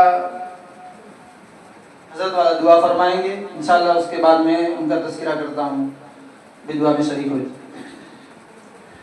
سبحان ربی العلی الاعلی الوهاب اللهم صل على سيدنا محمد وعلى آل سيدنا محمد وبارك وسلم ربنا ظلمنا أنفسنا وإن لم تغفر لنا وترحمنا لنكونن من الخاسرين اللهم آنس وحشتنا في قبورنا اللهم ارحمنا بالقرآن العظيم واجعله لنا إماما ونورا وهدى ورحمة اللهم ذكرنا منه ما نسينا وعلمنا منه ما جهلنا وارزقنا تلاوته آناء الليل وآناء النهار واجعله لنا حجة يا رب العالمين ربنا آتنا في الدنيا حسنة وفي الآخرة حسنة وقنا عذاب النار پروردگار عالم ہم سب آپ کے عاجز اور کمزور بندے ہیں، ہمارے حال پر رحم فرمائیے۔ اللہ یہ حفاظ بچے ان میں سے بہت سے نابالغ ہیں جن کا ابھی نامہ اعمال شروع بھی نہیں ہوا، اللہ ان کے اٹھے ہوئے ہاتھوں کی لاج رکھ لیجئے۔ اللہ ہم سب کی مغفرت فرما دیجئے، اللہ ہم سب کی مغفرت فرما دیجئے۔ اللہ ہمارے دلوں کو قرآن کے نور سے منور فرما دیجئے۔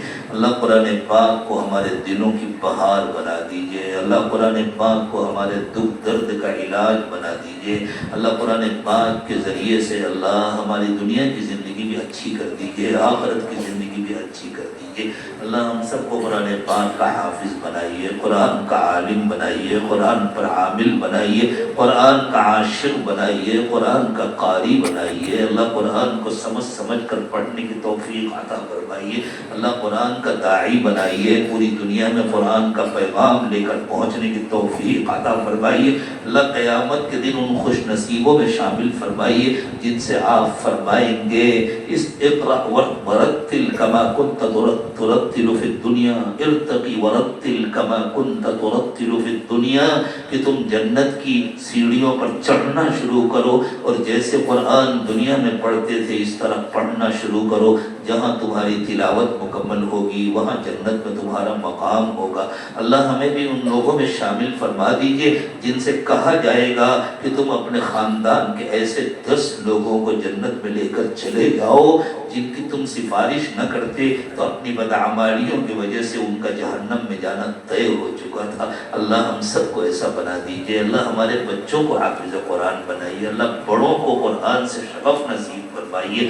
اللہ ہماری زندگیوں کو تقوی سے آباد فرما دیجئے، اللہ ہماری زندگیوں کو تقوی سے آباد فرما دیجئے۔ اللہ ہمارے ظاہر کو 100% سنتوں سے سجا دیجئے، ہمارے باطن کو اپنی یاد سے آباد فرمائیے۔ اللہ ہمارے مدارس کی حفاظت فرمائیے، مکاتب کی حفاظت فرمائیے، خانقاہوں کی حفاظت فرمائیے، دعوت و تبلیغ کی مراکز کی حفاظت فرمائیے۔ اللہ مسجد اقصیٰ کی حفاظت فرمائیے، اس کی حفاظت کرنے والوں کی حفاظت فرمائیے۔ اللہ ظالموں سے ظلم کی طاقت چھین لیجئے، مظلوموں کی مدد فرمائیے۔ اللہ حرمین شریفین کی حفاظت فرمائیے، اللہ حرمین شریفین کی حفاظت فرمائیے۔ اللہ ہمارے اٹھے ہوئے ہاتھوں کی لاج رکھ لیجئے، اللہ ہم سب کو اپنا بنا لیجئے۔ اچھی زندگی اچھی موت اچھا انجام نصیب فرمائیے، بری زندگی بری موت برے انجام سے بچا دیجئے۔ اللہ اب تک جتنے گناہ ہوئے انہیں معاف فرما دیجئے، بچی ہوئی زندگی کو پچھلی زندگی کا کفارہ بنا دیجئے۔ اللہ بچے ہوئے وقت کو پچھلے وقت سے بہتر بنا دیجئے۔ اللہ ہمارے ظاہر کی بھی اصلاح فرما دیجئے، ہمارے باطن کی بھی اصلاح فرما دیجئے۔ اللہ سب کو حلال و پاکی پاکیزہ روزی عطا فرمائیے، حرام سے اور مشتبہ سے حفاظت فرمائیے، روزی کی تنگی سے حفاظت فرمائیے، گھروں کی تنگی سے حفاظت فرمائیے، دلوں کی تنگی سے حفاظت فرمائیے۔ اللہ ہمارے دلوں پر ایک محبت کی نظر ڈال، اللہ ہمارے دلوں پر ایک محبت کی نظر ڈال دیجیے۔ اللہ ہمیں نفس و شیطان کے حوالے نہ فرمائیے، اللہ نفس و شیطان سے چھٹکارا دلا دیجیے، اللہ اپنا بنا دیجیے، اللہ شیطان سے ہمیں بچا دیجیے، ہمارے نفوس کا تزکیہ فرما دیجیے، ہمیں نفوس مطمئنہ عطا فرما دیجیے، اللہ ہمیں نفوس مطمئنہ عطا فرما دیجیے، اللہ ہم سے راضی ہو جائیے، اپنے رضا والے اعمال نصیب فرمائیے، اپنی ناراضگی سے اور ناراضگی کے اسباب سے حفاظت فرمائیے۔ اللہ اس ملک میں امت مسلمہ کی حفاظت فرمائیے، پوری دنیا میں حفاظت فرمائیے، اللہ پوری دنیا میں عمومی ہدایت کے فیصلے فرما دیجیے، خاص طور سے ہمارے ملک میں بسنے والے تمام انسانوں کو اللہ دنیا کی تکلیفوں سے بھی بچا دیجیے، آخرت کی تکلیفوں سے بھی بچا دیجیے، اللہ ان کا دنیا کا دکھ درد بھی دور فرما دیجیے، اور اللہ سب کو اپنی محبت و معرفت نصیب فرما دیجیے، سب کو آخرت کی تکلیفوں سے بچا دیجیے، اللہ جب ہم اپنی قبروں میں جائیں تو ہماری قبروں کو جنت کی کیاری بنا دیجیے، اللہ ہمیں ٹھنڈی کشادہ روشن قبر نصیب فرمائیے، اللہ قبر کی تنگی سے ہماری حفاظت فرمائیے، قبر کے عذاب سے ہماری حفاظت فرمائیے، اللہ ہمیں کامل ایمان کی موت نصیب فرمائیے، اللہ بری موت سے، کفر کی موت سے ہماری حفاظت فرمائیے، اللہ جو بے قصور جیلوں میں بند ہیں، مقدمات میں ماخوذ ہیں، محض اپنے فضل و کرم سے عافیت کے ساتھ ان کی رہائی کا انتظام فرمائیے، اللہ جو مانگا وہ بھی عطا فرمائیے، جو مانگنا چاہیے نہیں مانگ سکے وہ بھی عطا فرمائیے، پیارے اللہ بغیر مانگے عطا فرمائیے، مانگنے کا سلیقہ عطا فرمائیے، وصلی اللہ تعالی علی خیر خلقہ محمد وعلی آلہ واصحابہ اجمعین برحمتک یا ارحم الراحمین۔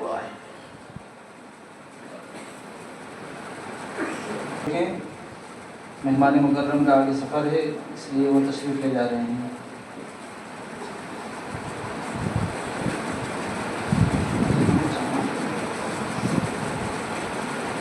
اب میں ان حضرات کا تذکرہ خیر کرتا ہوں جنہوں نے اپنے عطیے سے ہمیں نوازا ہے۔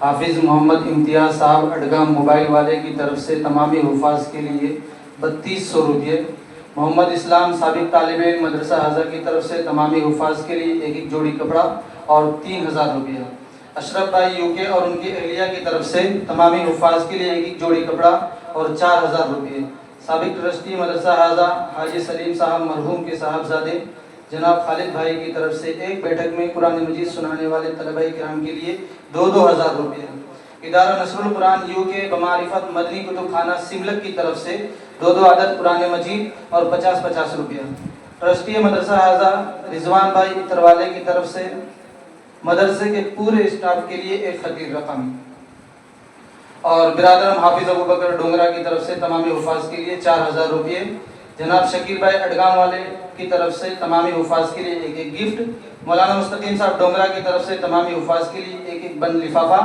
بھیونڈی سے تشریف لانے والے 2 مہمانان مکرم کی طرف سے تمامی حفاظ کے لیے 200 روپیے، مناب بھائی چری والا کی طرف سے تمامی حفاظ کے لیے 500 روپیے، اور اسی طرح سے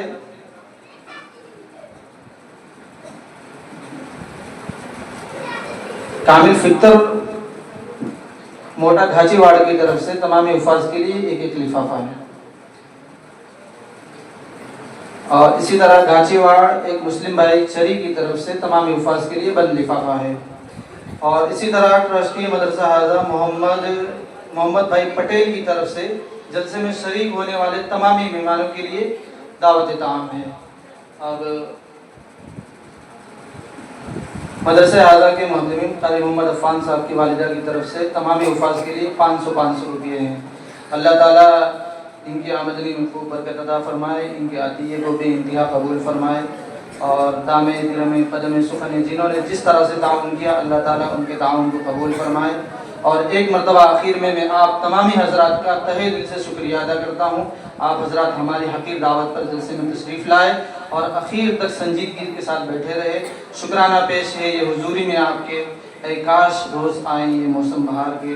اب ہم جلسے کا اختتام کرتے ہیں، اور اسی کے ساتھ ایک اعلان ہے، ابھی متصلاً نماز ہوگی، اذان 9:15 بجے